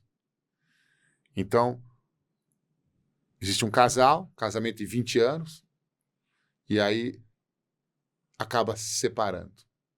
E várias histórias, cada um tem a sua história, cada um tem o seu motivo, mais uma vez aqui não estou julgando. Mas é comum o homem trocar a esposa de 20 anos da batalha por uma menina mais jovem. É muito comum. É comum isso. Nós já vivemos isso com amigos, muito comum. E a mulher, nesse momento, ela se sente fragilizada e, obviamente, se sente envelhecida. E aí, o que ela faz nesse momento aqui? Procura um plástico para fazer cirurgia facial. O problema, ela nunca ligou para isso, entre aspas. Ela nunca se preocupou com isso. Mas na hora que ela vê o marido trocar ela por uma pessoa mais jovem, ela falou, eu vou ficar mais jovem, quem sabe abriu uma competição, né? Eu reconquisto meu marido. Então ela vai fazer, porque nesse momento de luto, que o luto não é só luto, pode ser luto perda sem a pessoa morrer. Sem a pessoa né? morrer. O luto da separação é um luto. Então se eu operar o paciente nesse luto, A chance dela não gostar da cirurgia, É que- não pelo resultado cirúrgico, porque ela não reconquistou o marido. Olha só. Puxa vida, Você entendeu? É. Ou seja, ela opera com esse intuito aí. Se eu Vocês vou têm que ficar ser mais jovem, eu vou ficar mais jovem, vou ficar com o rosto melhor, vou ficar mais atraente, seja mama, seja corpo, seja face, e vou reconquistar o marido. E esse E intuito, aí não reconquista. Aí deu errado a sua cirurgia. Quem é o culpado dela não reconquistar? Você. O cirurgião plástico. Você. Claro. Entendeu? Isso acontece sempre com... Não, Porque você não. tem que ter uma leitura. Você tem Não que ter uma acontece, leitura Mas tem que tomar cuidado. expectativa dos pacientes, que é uma coisa, assim, não é só a expectativa, você tem que saber o que está acontecendo Eu vou na vida contar uma do história cara. que não aconteceu comigo, não é É. minha história. Se fosse minha É. história, eu falaria. Não teria a mínima vergonha de É. falar. Mas é uma história que permeou... Todo mundo sabe da cirurgia plástica, sabe essa história. Mas eu não vou falar o personagem, eu sei os personagens, claro, mas eu não vou contar, mas eu vou contar baseado nisso. Uma paciente que estava com problemas de relacionamento também com o marido, e sempre o marido, durante o intercurso sexual, reclamava da mama da paciente. E ela estava hiper bem com ela. Por isso que cirurgia plástica você faz para você.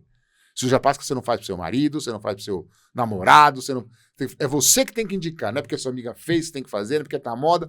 Quem tem que indicar a cirurgia plástica é o paciente. Quando vai um paciente comigo e fala assim, meu marido quer um nariz um pouquinho mais baixo, quer que eu faça a face. Quem quer que faz a face? É você ou seu marido? Eu não opero. Quem tem que indicar a cirurgia é o paciente. Mas voltando no caso dessa paciente. Então, durante o intercurso sexual, ele reclamava que a mama estava caída. Sua mama está muito caída, não tenho mais vontade de ficar com você porque a mama está muito caída, muito caída, muito caída. Estou usando um termo mais popular, mas ele falava um termo um pouquinho mais chulos. Procurou um cirurgião plástico de São Paulo, não queria operar, mas o marido estava alegando que estava meio que Ele indicou a cirurgia. Se distanciando dela porque não estava mais com vontade de ficar com ela porque a mama era feia. Procurou um cirurgião plástico extremamente capacitado, bem formado, cirurgião plástico de alto gabarito, fez a mama ficou linda. Resultado impecável.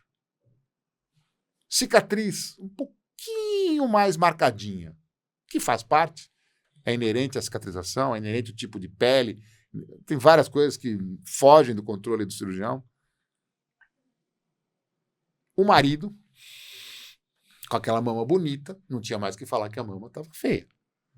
Falou que quando olhava a cicatriz não conseguia ter nenhum tipo de atração por ela. Ou seja, ele trocou o formato, a queixa, pela cicatriz que estava na mão. Porque ele olhava para a cicatriz, ele não tinha nenhuma atração. Ela estragou a vida dela. O que aconteceu? Ela processou o cirurgião plástico. Isso. Porque ele deixou cicatriz na mama dela. Porque ela não gostou do resultado? Não, porque ela não foi o marido, era uma desculpa. Você entendeu como esse ambiente... Você tem que tomar muito cuidado com o contexto e com a expectativa. Isso. É louco isso. E só uma coisa que a gente sempre fala em congresso, estamos discutindo muito isso em relação ao processo médico. Quem julga isso é o juiz. Aí você rodou, né? E o juiz, ele é paciente. O juiz não é médico. O juiz é paciente. Ele não é um de nós. Ele não é um de nós, ele é médico. Ele não é médico, ele é paciente. Ele é paciente. Então a chance dele pender para um lado, ele não entender esse cenário é muito grande. E nesse caso, ele foi e tem que tomar muito cuidado, né? Você entende? É complexo, Marcelo. Você quer falar? Edson, fala. É por isso que eu concordo com você.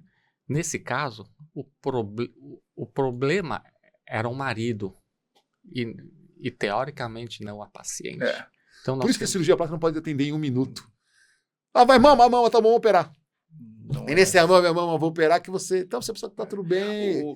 A conversa de cirurgia plástica não é só a conversa da doença, é uma conversa mais...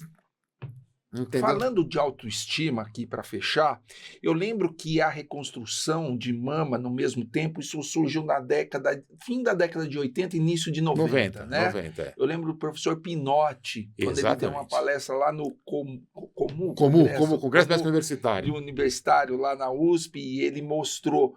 Você chegou a pegar essa época ou ver pacientes que não reconstroem no mesmo tempo da mastectomia e pacientes que reconstroem? Você tem exemplos de diferença na autoestima? Quando eu comecei a fazer reconstrução de mama foi em 2007.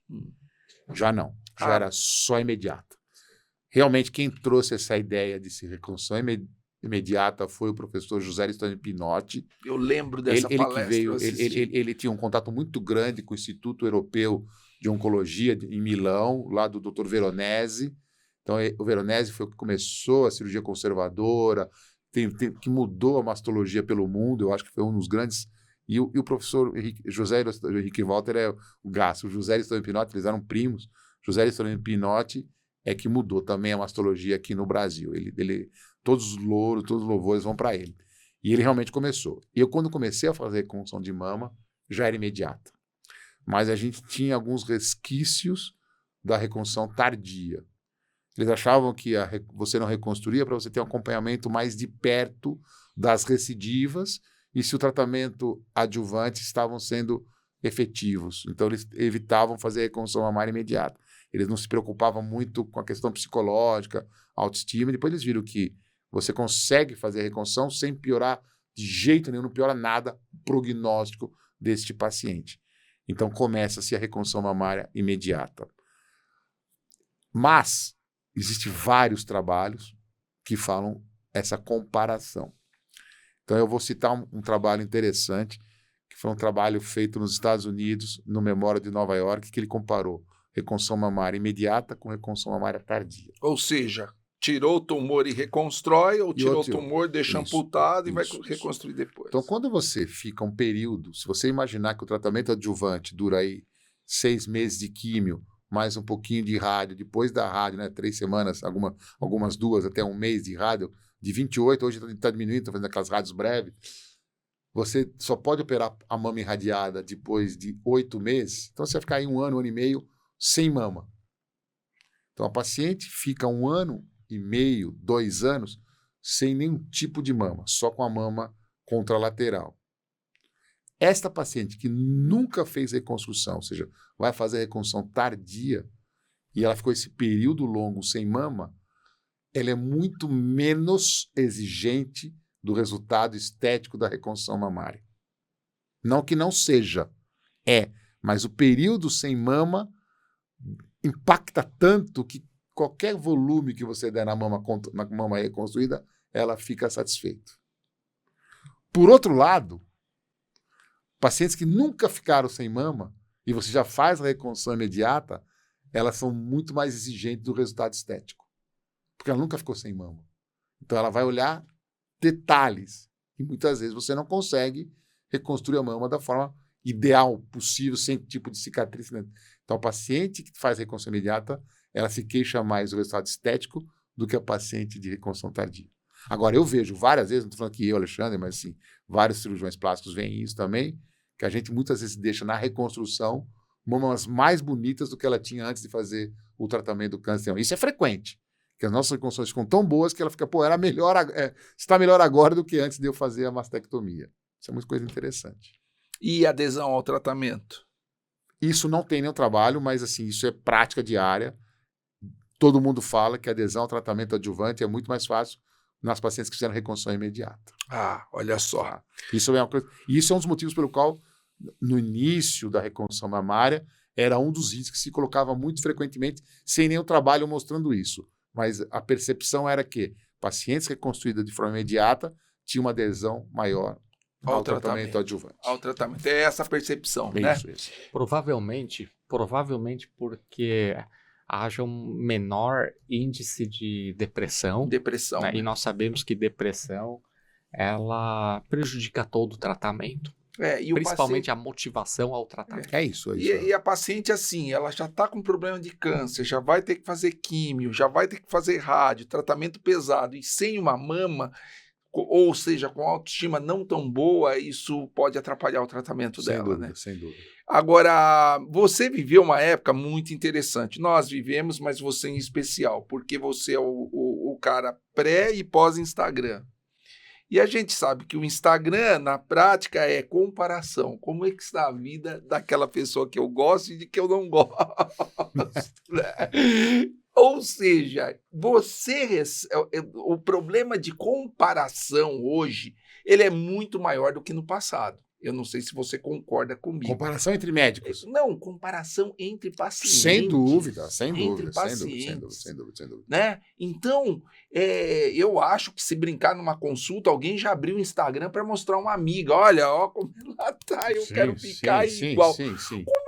Como é que impactou isso na sua vida de cirurgião plástico e como você gerencia isso? É interessante isso, a pergunta. Eu vou tentar responder ela só de uma forma, senão vai aumentar muito a resposta. Não tem problema. Mas assim, antigamente, eu lembro como o Dr. Jorge Shida, que foi um dos meus mentores, o meu maior mentor de cirurgia plástica, ele falava assim, Alexandre, quando a paciente trouxer uma revista, porque não tinha Instagram na época ainda, revista. trouxer uma revista, a Cláudia ou a falava, eu quero um Caras, nariz igual da modelo, da artista, não sei o quê, não opere. Ele falava, não opere. Porque ela já está mostrando uma expectativa lá em cima. Se você olhar o nariz dela e você achar que não vai ficar nem um pouco parecido, não opere. Isso já é um sinalizador de problema. Concordo com ele plenamente. Porque a paciente quer ficar com o nariz igual a... Por que ela quer ficar com o nariz igual àquela pessoa? Ela pode ter aquilo como exemplo. Aí é diferente. Igual você vai ao cabeleireiro, ele te mostra um monte de foto, agora ele mostra na imagem ali, eu quero meu cabelo assim, aí tudo bem. Mas a paciente fala, eu quero igual a esse, você... Mas o Instagram ele teve uma outra coisa que mudou a cirurgia plástica, foram os tal dos filtros. Nossa senhora, é verdade. Os filtros do Instagram. A paciente, ela é uma no Instagram, e na hora que você olha, fala, não, peraí. Não é a mesma. Não é você. não, peraí. Não, brincando, eu não faço isso. Mas, com amiga eu faço. O Maluf fazia isso antigamente. A foto dele na propaganda é quando ele tinha 18 anos, né? Já tinha 60 e na propaganda eleitoral ele tinha 18 anos. Pelo amor de Deus, eu não estou aqui... Mas, assim, os filtros motivaram muitas cirurgias plásticas. Os filtros. Então, por um lado, foi bom. Outra coisa que motivou, eu vejo a minha área, face e nariz, outra área que foi bom, foram as plataformas de conversa virtual, tipo Zoom, Meet, porque as pessoas tá falando e tá olhando pro rosto dela o tempo todo. E ela consegue Aí ela começa a olhar um pouquinho de pálpebra, um pouquinho tá caído, perdeu a definição da mandíbula. Até mais do que o selfie, né? Exatamente. Então, assim, o Zoom motivou milhares de cirurgias plásticas faciais. Olha só. Então, teve esse coisa benéfico, entendeu? Tipo, benéfico não. Eles começaram a olhar mais de uma forma como não olhavam, com o Zoom ali, olhou mais. Mas voltando, sem dúvida nenhuma. Agora, o Instagram, conforme ele é apresentado para mim na consulta, ele funciona igual a revista que o Dr. Ishida me falava. Quer dizer, as coisas continuam as mesmas. Só mudou o método. Né? Olha só. Se ela vier e olhar e eu não conseguir, a cirurgia está contraindicada. Está contraindicada. Por outro lado, ele teve isso. Ele aumentou as cirurgias porque ele começou. Cirurgia de nariz e cirurgia de face aumentaram muito depois da pandemia. Por causa dos filtros e das reuniões virtuais. Quer dizer, você ficou 8 meses sem trabalhar, mas depois você trabalhou muito. Mas é isso. E a cirurgia facial e nariz. Aumentou muito a cirurgia de nariz e cirurgia facial. Eu tenho certeza que foi decorrente disso. Filtro e reuniões virtuais. Olha só que interessante. E quando você opera, o paciente tem a expectativa da perfeição e você sabe que não tem cirurgia plástica perfeita. Como é que você alinha essa expectativa com os possíveis resultados? Mais uma vez, eu percebo quando a paciente tem expectativa irreal. Eu consigo quando ela está uma expectativa muito aumentada da cirurgia. Eu tomo cuidado e muitas vezes também não opero. Mas, quando eu vou operar, e ela fala, doutor, como é que eu vou ficar? Eu vou ficar bem, não sei o quê.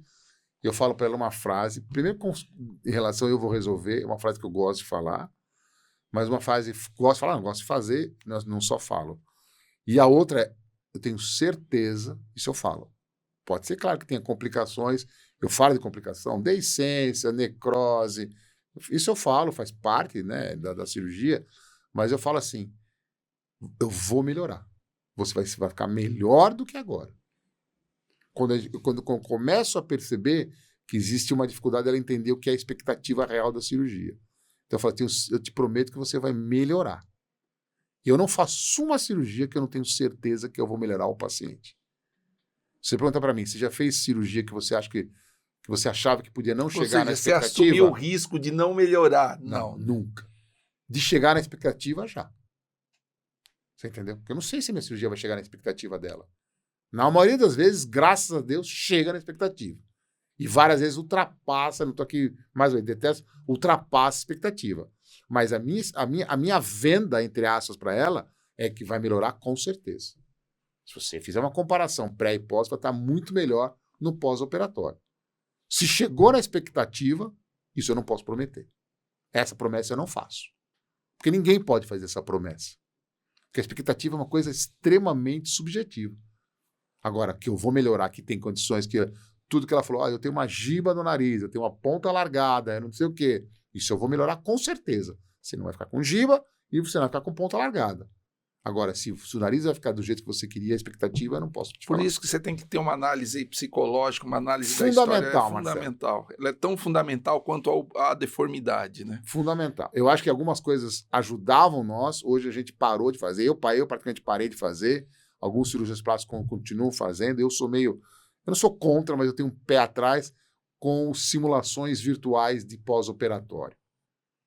Você projeta o nariz do paciente numa tela, no seu consultório, e você manipula ele digitalmente. Quer abaixar um pouco a giba? Aí você vai lá, abaixa um pouco a giba virtual. Aí você, tipo um Photoshop, aí quer levantar um pouco a ponta, aí fala como o seu nariz vai ficar. Só que a cirurgia no computador não, ali, não tem ali nada na a ver hora do... Dá uma ideia, sem dúvida. Então, acho que é uma arma que as pessoas utilizam e muitos gostam. Eu usei uma época, hoje em dia não uso mais. Acho que a única cirurgia que você consegue simular bem é o nariz. O nariz você consegue. Tem simulador de implante mamário, tem simulador de tudo. Mas o nariz é o melhor. Para simular, para você fazer uma simulação digital, o nariz é o melhor. Você falou dela pra caramba. E Ótimo. Os homens, hein? Isso é interessante, essa pergunta é boa. Na minha clínica, 90% ou mais são mulheres. Eu tenho uma clientela, pacientes masculinos menor. Porque homem opera cabelo, que eu não faço cabelo. Então, cabelo é uma coisa que eu não faço. Opera pálpebra, que eu faço bastante. Pescoço, cirurgia de pescoço, ginecomastia, e começa a parar por aí. Aí tem cirurgia de corpo, tem lipoaspiração, mas assim, as cirurgias mais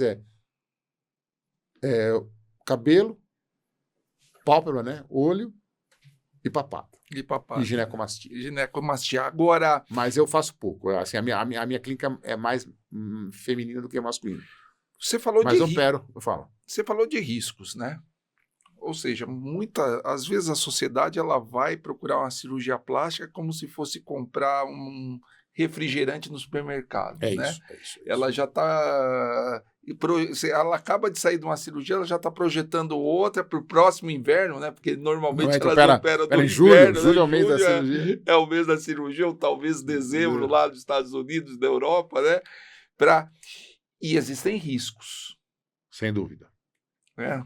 Riscos anestésicos, riscos cirúrgicos, de complicação cirúrgica. Como é que você gerencia isso? O que você faz para minimizar esses riscos?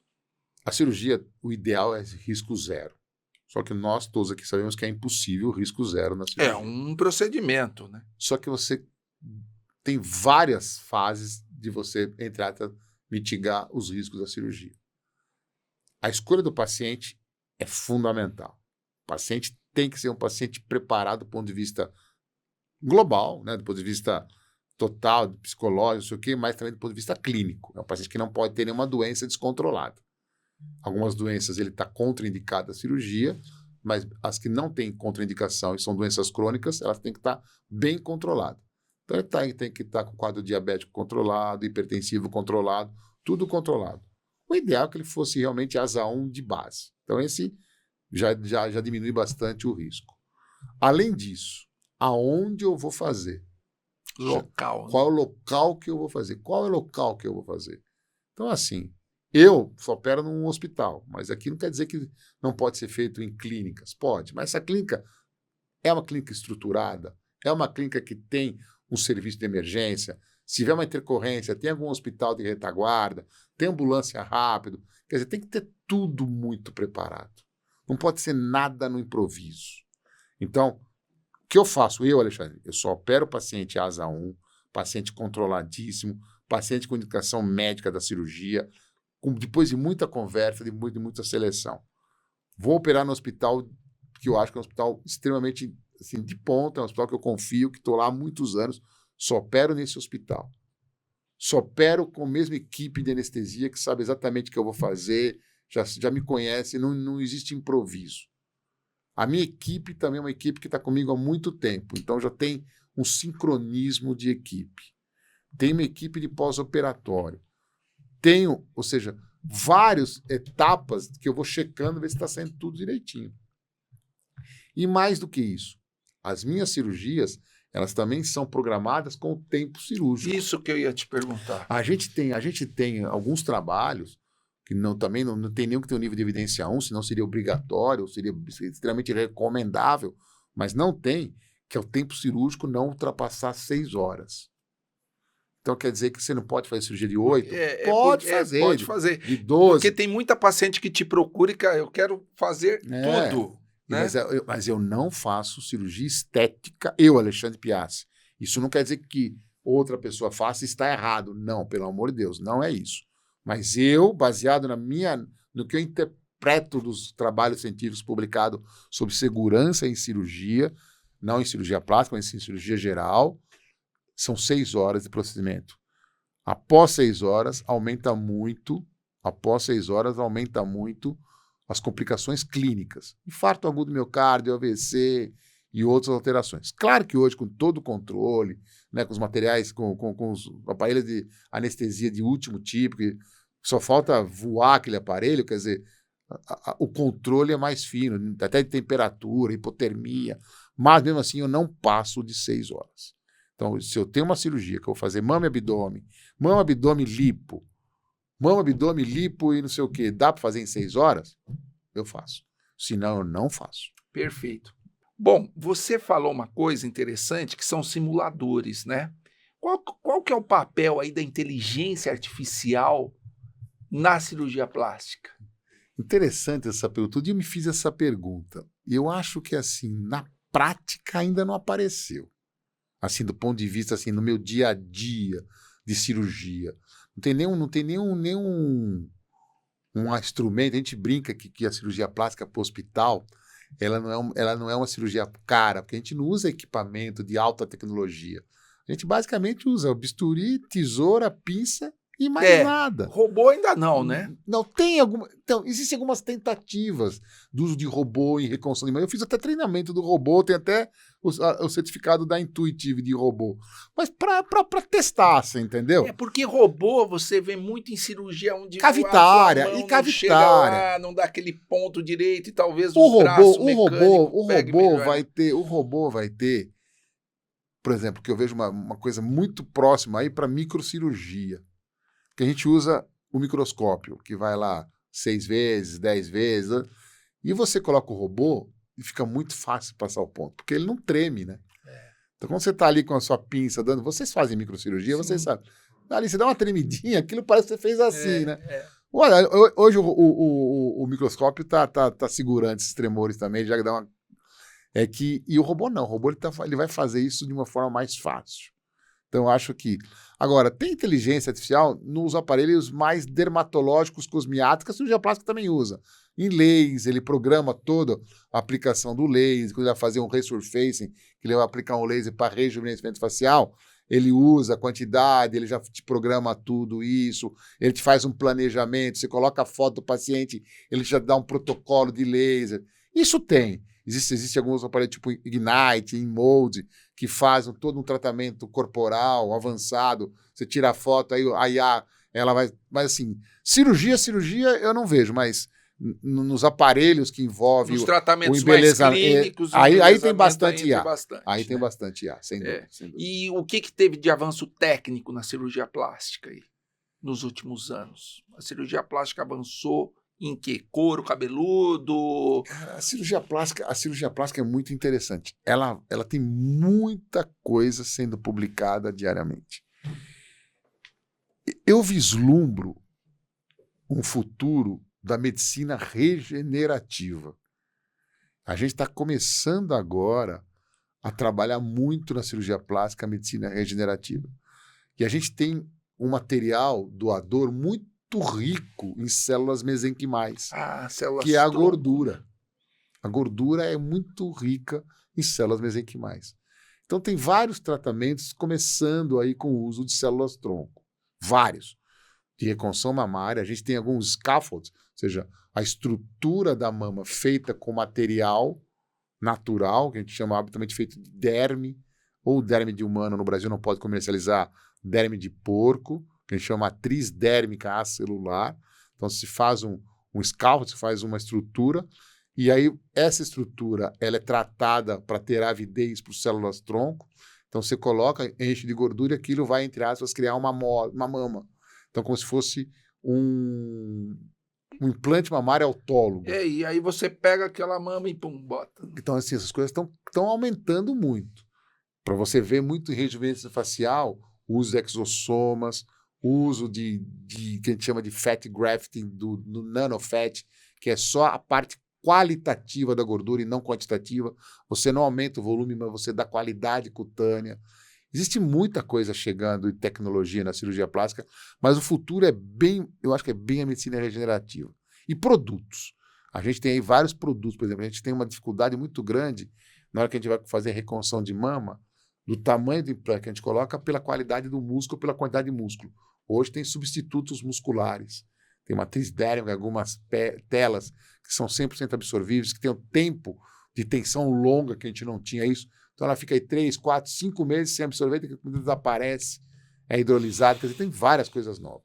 Tem bastante tecnologia por trás. Olha só, hein? Tem. Agora nós vamos para o lado ruim, que é a banalização da cirurgia plástica, né? Ou seja, o volume de pessoas que eu acho que especialmente com a divulgação de redes sociais que querem fazer cirurgia plástica, aí, claro, querem um preço mais acessível, querem uma coisa mais baratinha e acaba banalizando. Qualquer um vai tentar se meter nessa área. E o que você tem a falar sobre isso? O que você acha disso? Qual é a sua visão? Eu fiquei um tempão falando para você e para o Edson sobre o que eu faço para mitigar as complicações dos meus pacientes. E aí falei um monte de coisa em relação ao paciente, um monte de coisa em relação ao hospital onde eu opero e um monte de coisa que eu faço de pós-operatório. Isso não é barato. Não é mesmo, né? Não tem como Vocês ser, sabem né? que isso não é barato. Quando eu começo a baratear, eu não consigo manter esse mesmo padrão. Não tem como. É como carro, né? Como carro. Você quer comprar um carro bonito, seguro, com airbag, que não derrape na curva e tal. Cara, e todo esse padrão preço, que eu né? falei aqui, de hospital, dos cuidados anestésicos, do material, do uso de drogas de primeira linha, tudo, eu não estou falando aqui o preço do cirurgião, hein? Eu estou falando o preço do cenário onde vai acontecer a minha atuação. Eu não estou falando do meu preço. Só esse cenário aqui é caro. Ainda tem o meu preço. Então, assim, quando você começa a encontrar cirurgias muito baratas, promoções, sorteios, tem que acender a luz. Eu brinco, tem que acender a luz amarela. Cuidado! Não quer dizer que o barato é ruim. Não estou aqui para falar de jeito nenhum. E julgar, a gente não está aqui para julgar. Não quer dizer que barato é ruim. Não quer dizer que o cara que faz promoção seja ruim. Mas tem que tomar cuidado. Então, assim, eu acho que você tem que tomar cuidado quando a coisa é muito barata. Então, assim, eu tenho dificuldade de falar sobre isso, porque, assim, eu tenho algumas coisas que eu acho que não são publicáveis, entre aspas, alguns pensamentos meus sobre isso. A cirurgia plástica, ela, por um período, eu vou falar assim, até o início dos anos 2000, um pouquinho antes, acho que antes, até metade dos anos 90, ela era uma cirurgia plástica estética, era uma coisa bastante elitista. Com o passar dos anos, houve uma popularização da cirurgia plástica. Aumentou o número de profissionais, aumentou o número de cirurgiões plásticos, e o mercado... Aumenta a estrutura hospitalar, E o mercado- os tais dias, né? é o mercado capitalista. Então, o mercado capitalista, entre eles, a coisa mais frequente é a divisão de lucros. Não vamos dourar a pílula. Né? Divisão de lucros, exatamente isso. Então, assim, tem espaço para todo mundo. Então, na década de 90, tinham 100 cirurgiões plásticos, tinha muito mais, mas 100 cirurgiões plásticos, eles dividiam o mesmo filão em 100. Hoje, são 7 mil cirurgiões plásticos que com o mesmo, entendeu assim? Então, barateou. Inegavelmente, do ponto de vista capitalista, ia baratear. Mas tem que tomar cuidado esse baratear, se é um baratear compatível com o serviço. Para você em São Paulo, eu não vou falar valores, mas vou falar um valor por cima, não é o valor exato e nem é o valor que realmente cobra. Mas para você ter uma ideia, tem gente fazendo cirurgia de implante mamário por R$5.000 tudo. Só implante que a gente compra, ele custa mais ou menos R$4.000. Uma prótese de qualidade, né? Você entendeu, então? Quer dizer, se tudo é 5 mil, alguma coisa está errada. Não sei nem se eles têm mais, mas era por aí. 5, 7 mil. Quer dizer, tá errado. Então, muito Só de barato. paciente É igual saber que é extremamente barato e se submeter ao Tem que tomar risco, cuidado. a cabeça não Mas- tá boa, né? Tem que olhar direitinho quem é o médico, quem que... No Instagram, você tá passando ali nos seus stories, de repente aparece ali uma promoção. Você fala, puxa, que barato que tá essa promoção. Eu nunca vi essa bebida tão barata, esse relógio tão Aí barato. você fala, eu vou assumir o risco. Aí eu, ou não? eu comprei. Cara, eu já caí umas 3 vezes, já caí no conto E de não galho. recebeu, Era né? golpe. Era golpe. Era golpe. Você, dizer, quando tá aqui, Não, mas você já fala, não, já sei, eu vou é assumir golpe, o risco. golpe. Eu vou assumir o Se não risco. for Vamos ver. verdade, eu... É. Pô, imagina em cirurgia. E outra coisa, não é reversível. A maioria das cirurgias plásticas não são reversíveis. Eu assim, tô numa fase, tô começando cirurgia plástica, é brincadeira, Sim. mas tô numa fase que eu pego muito caso secundário, caso terciário, que eu opero com um, opero com outro, aí eu venho e vou tentar resolver. Pô, e uma frase que eu sempre falo com os pacientes assim, pena que eu não te operei na primeira vez, entendeu? Que é muito mais fácil. Primeira vez é muito mais fácil. Segunda, terceira e a quarta já começa a complicar. Então, a cirurgia plástica é coisa séria. Eu gosto dessa frase, é uma frase duas frases que porque eu repito muito toda vez que eu falo. Cirurgia plástica é coisa séria, não tem como banalizá-la, não tem como achar que é cabeleireiro, que vai ali procurar de qualquer forma. Não é isso. E cirurgia plástica é com cirurgião plástico. Edson e Marcelo. Cirurgia plástica é com... Eu não estou aqui defendendo o mercado, não. Eu estou defendendo... A formação. Estou defendendo um profissional que para operar você de cirurgia plástica, ele tem que fazer 6 anos de medicina e mais 6 anos de de residência. residência médica. Ou seja, ele tem que ficar 12 anos estudando para te operar como cirurgião plástico. Quem que vai te operar melhor? Um cara que ficou 12 anos ou uma pessoa que fez um curto-circuito no final de semana, um curso de final de semana? O cara que fez um curso de final de semana, ele pode operar bem? Pode. Eu não estou aqui falando que ele não vai te operar bem. Mas qual é a chance de dar certo?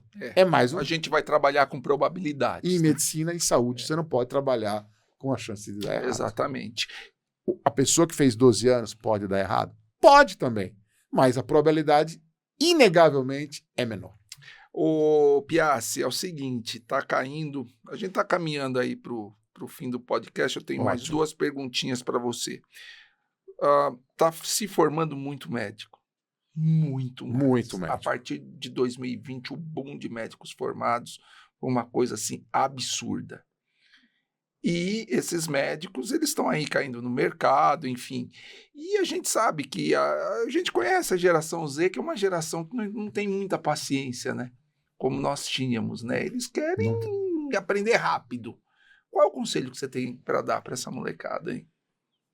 Essa meninada, eu queria ser moleque que nem vocês também. O mundo mudou, Marcelo. Eu falo para minhas filhas, eu tenho uma filha que está fazendo medicina, É. está no terceiro ano de medicina, eu falo que assim, eu não posso encarar hoje com os mesmos olhares de 1995, quando nós nos formamos médicos. Sim. Não posso.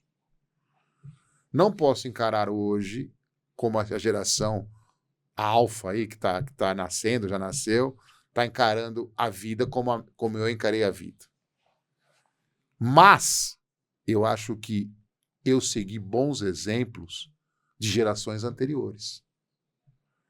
Eu achava que a minha geração foi uma geração também bastante, né, uma geração revolucionária. A gente é diferente. Mas das eu gerações acho que eu olhei a geração do meu pai, a geração Baby Boomer, que foi a geração antes do meu pai. Eu olhei. Porque eles acertaram também, eles não só erraram, não. Então eu acho que a medicina, você se constrói baseado em experiência. Você não constrói baseado em venda, Instagram, em business. Eu acho que você tem que ter experiência. Para você vender, você tem que ter experiência. E experiência você consegue com o passar dos anos. A carreira médica, ela não pode ser uma carreira médica que você cria um monte de mecanismos, seja midiático, o que for, para você explodir com um ano de formado. Você não tem capacidade de fazer com um ano de formado. Habitualmente, quando você começa muita propaganda e o consultório começa a encher, você vai ter vários problemas. E eu tenho Você vai ter problemas. No começo é fácil. Mas aí começa a aparecer os casos mais complicados. Mas você no começo, você não tem tantos casos assim. A clínica começa um caso por mês, depois dois casos por mês, depois 3, depois 4. Você entendeu? Vai aumentando aos poucos. Vai aumentando com o seu desenvolvimento cirúrgico. Só que o Instagram, eles diminuíram esse intervalo. Esse timing, né? E aconteceu muitos problemas. A gente tem visto isso. Tem visto vários problemas. E os médicos, os jovens, nos procuram muitas vezes para falar sobre isso. Agora, antigamente, que eu falo, eu gosto de falar essa palavra, não é que nós sejamos antigos, a clínica vai começar a deslanchar com 10 anos, 5 para 10 anos, falava da cirurgia plástica. Hoje não, hoje eles têm sorte. Hoje, com 4, 5 anos, eles conseguem deslanchar. Então, eu acho que assim, essa é a vantagem disso aqui. Mas para você ter isso aqui bem feito, você tem que ter uma estrutura bem feita. Não faça nada... Estrutura de conhecimento. Que você não tenha certeza. Nada. Assim, até hoje eu sigo isso. Eu olho para um paciente e vejo que ele tem um problema que eu não sou o melhor para resolver, eu falo não. Não vou te operar. Eu só opero aquilo que eu tenho certeza que eu seja o melhor. Não o único, o melhor. Às vezes o psiquiatra até é melhor do que você, em alguns casos, né? Isso é engraçado. Você fala em psiquiatria, ainda existe um tabu muito grande. Nós estamos em 2025, existe um tabu muito grande de psiquiatria. Você encaminha o paciente psiquiatra e fala, você acha que eu tô louco? É automático. Porra, mas não tem nada a ver psiquiatria com loucura. É uma questão de equilíbrio. Exato, mas se você encaminhar o paciente, eles podem se ofender. Então, às vezes o cara está no lugar errado, ele não é o plástico, é o psiquiatra. Você não pode falar psiquiatria, é engraçado. É o psicólogo, então. É engraçado. Aí é o psicólogo que se vira. Cara, mas tem muita coisa, cirurgia plástica, mas fala, Marcelo. Não, é essa questão, né? Às vezes o paciente, o problema não é a plástica, é a cabeça, né? Não, cirurgia plástica é uma coisa interessante. O Edson trabalha no mesmo hospital que eu trabalho. Cirurgia plástica para o hospital também não é muito interessante. Isso eu estou abrindo, estamos batendo bate-papo. Também não é interessante. Primeiro que não tem tecnologia envolvida muito, como nós discutimos há pouco. Então, assim, você vai fazer uma cirurgia robótica, só de abrir o descartável do robô, acho que é 20 mil reais. São 20 mil reais. Sim. Cirurgia plástica você não abre, sabe? Já é o seu material que está lá estéreo há 20 anos. E é teu, né? É meu ainda. É estéreo meu lá há 20 anos. A minha caixa de plástica está no Sírio há 20 anos. Opa, falei a palavra. Há 20 anos lá, não gasta. Você entendeu? Isso. Segundo, que nossas cirurgias são demoradas. Cirurgia plástica, pelo menos 2h30, 3 horas, elas ocupam no centro cirúrgico. E terceiro, que é uma coisa que a gente não entende por quê, mas o Brasil é o número 1, número 2 de cirurgia plástica, mas o número 2 seria o mais justo. Porque as estatísticas são assim, qual cirurgia plástica você faz? Aí liga para o cirurgião, ele está lá Põe aí 10 por mês. Quer dizer, a gente chuta, né? É. Então, assim, mas existem várias pesquisas que mostram que o Brasil fica entre o primeiro e o segundo número de cirurgias plásticas, aproximadamente 300 mil cirurgias plásticas por ano. Então, é um número muito grande de cirurgia. Só que para o hospital, toda vez que você tem um problema na cirurgia plástica, uma complicação, A dor de cabeça. morreu, teve uma Fica lesão, famoso. vai para a mídia. É pouco, mas Saem aí todos. ele... Todas as complicações de cirurgia plástica, é muito raro que não saia em algum jornal, em alguma mídia. Se você falar assim, ó, morreu em cirurgia plástica, você pode pesquisar que em algum jornal você vai encontrar a notícia sobre essa morte. Morreu de uma neurocirurgia, você pode procurar, você nunca vai achar uma... isso a era não ser assim que mesmo, seja era Casa um cara Grande, muito famoso que É. foi fazer uma cirurgia, uma neurocirurgia e morreu. É. Agora, Mas mesmo assim, o tumor era grave, isso, era grande. você não vê. Agora, e tal. cirurgia plástica, você não, Não o cara não quer saber por que morreu, se não quer saber. Vira notícia. Então, o hospital não gosta disso. Até então, vai macular também a imagem do hospital. Então, assim, tudo é complicado para a cirurgia plástica. Por isso, diante de todo esse cenário, eu não consigo acreditar alguém que cobre barato para fazer cirurgia plástica. E também não consigo entender o paciente falar assim, vou no mais barato. Que não é dinheiro, é saúde. Eu Entendeu? ouvi Agora, uma... o cirurgião plástico falando disso aí, parece que o cirurgião plástico é o cara que só pensa em, não é isso, é que é todo um cuidado. E não tem convênio, né? Esse é um senão muito grande também. Não, A gente não tem convênio. O convênio não cobre. O convênio não cobre. Então, a gente tem uma coisa que é triste, mas é real, é a invasão. A gente tem invasão do ato da cirurgia plástica. Hoje, quase todas as especialidades médicas, eu acho que uma das sessões aí está aí a especialidade de vocês, mas quase todas quer tirar uma casquinha numa cirurgia estética. Sim. Porque não tem convênio, ele vai cobrar aquela parte. É. Assim começa o otorrino a fazer cirurgia nasal, assim começa o mastologista a fazer recondução. Por quê? Porque ele quer tirar o filãozinho, que a única especialidade hoje que é sem ainda convênio médico total é o cirurgião é a cirurgia plástico. plástica. Eu lembro no Rio de Janeiro, uma clínica clandestina, um argumento dela para atrair as pacientes para a clínica clandestina é: se você morrer, você vai morrer feliz. Você vai pagar barato e morrer feliz. Eu falei, o quê? Qual é o... Não tem lógica nenhuma. Bom, para a gente finalizar, assim, o que você gostaria de passar para o nosso ouvinte para desmistificar a cirurgia plástica? Não sei se a cirurgia plástica está tão mistificada assim, mas eu acho que o que nós estamos conversando aqui seria fundamental que todos entendessem. Que cirurgia plástica é uma cirurgia como outra qualquer. A cirurgia plástica, você tem que procurar o seu cirurgião, eu acho que assim, de uma forma muito intensa para saber quem é esse cirurgião, onde ele opera, quem já operou com ele, quem indicou ele para você. Eu falo assim, que o paciente que indica outro paciente é ótimo. Só que assim, pode ter sido, entre aspas, que naquela paciente deu certo, mas em 350 não deu, mas naquela sua amiga deu certo. E ela vai indicar e falar bem. Então, assim, outro médico indica bem outro médico. A gente tem um conhecimento entre médicos de quem é aquele médico. A gente muitas vezes não conhece, mas a gente pergunta para outro médico. Eu não conheço esse cirurgião plástico, mas deixa eu explicar para um amigo meu que é da classe dele, é do hospital que ele trabalha. Você conhece? Então, o médico tem uma rede de informação sobre outros colegas muito forte. Eu falo que o paciente é bom ser indicado por médico. Mas eu queria deixar uma mensagem que, assim, que a cirurgia plástica, no Brasil, ela se perdeu um pouco. A imagem da cirurgia plástica ficou um pouquinho maculada no Brasil por vários problemas, até por meia-culpa, não meia-culpa Alexandre Piassi, mas meia-culpa nós, cirurgiões plásticos, que saímos um pouco da ciência, tinha um pouco de glamorização exagerado, que não é isso. A medicina, a cirurgia plástica é uma especialidade médica como outra qualquer. Nós somos médicos, nós temos que se botar como médicos, nós temos que tratar os nossos pacientes como médicos. A gente não é diferente de qualquer outro tipo de medicina. A gente trata o diagnóstico, a gente trata o paciente, a gente não trata a beleza, a gente trata o paciente.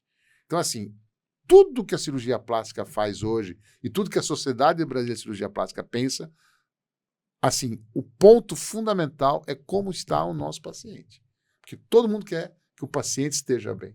E onde o paciente está bem, a sociedade e nós, e eu, Alexandre, como médico, como cirurgião, estou bem também. Então, assim, Toda vez que eu cobro um valor, toda vez que eu opero um paciente, toda vez que eu atendo o paciente, eu penso assim, eu vou fazer o melhor para ele. E todos os médicos cirurgiões plásticos tinham que pensar nisso. Todos, não cirurgiões plásticos, mas todos os médicos. Eu vejo muitas vezes que existe, duas coisas pioraram muito a medicina.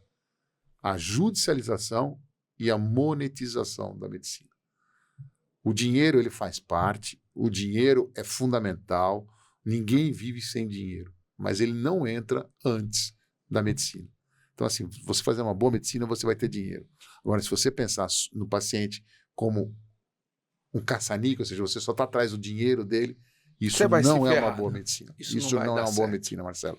E a cirurgia plástica, ela tem alguns profissionais que olham para um paciente mais no dinheiro dele do que no próprio paciente. Então, isso os pacientes têm que tomar muito cuidado. Eu acho que os médicos também. Os médicos têm que, se pensam assim, tem que mudar. Eu acho que a gente é médico, é uma profissão que a gente não pode, apesar de estar formando aí 40 mil médicos por ano aproximadamente no Brasil, a gente não pode jogar essa nossa profissão no lixo. Como, infelizmente, no Brasil, outras profissões tão interessantes, tão importantes, foram jogadas no lixo pelo número de profissionais que nós formamos. Me entristecerá, ou seja, no futuro, se eu ver médico trabalhando de Uber, se eu ver médico, isso me vai deixar muito triste. Hein? Então, isso vai me deixar muito triste. Por quê? Porque nós não cuidamos de vida para isso. Mas a gente tem a sensação que o establishment não pensa assim. O establishment pensa em tornar nós médicos, como disse não vou aqui refraseá-lo, mas como sal, barato em todo lugar e fácil de achar. Já falou que se não tiver médico dirigindo Uber é porque falta médico no mercado. Isso não é bom. Isso não é bom. Mas o que você falou muito legal aqui, eu acho que, resumindo, o cirurgião plástico trabalha a mente e o corpo. Isso é muito importante. Isso é muito importante para alinhar a autoestima e as expectativas com os resultados cirúrgicos. Isso é fundamental. Muito obrigado você que ficou até o fim do nosso podcast. Se você gostou do nosso podcast, dê seu like, inscreva-se no canal, isso é muito importante para o nosso trabalho. Dá uma corridinha lá no canal do Piassi também, Pod Plaza, um canal que também eu me inspirei em parte com o tipo de entrevista que vocês faziam, acabamos abrindo o nosso, isso era o nosso objetivo. Médicos Hands-on, ligando a medicina de ponta com você.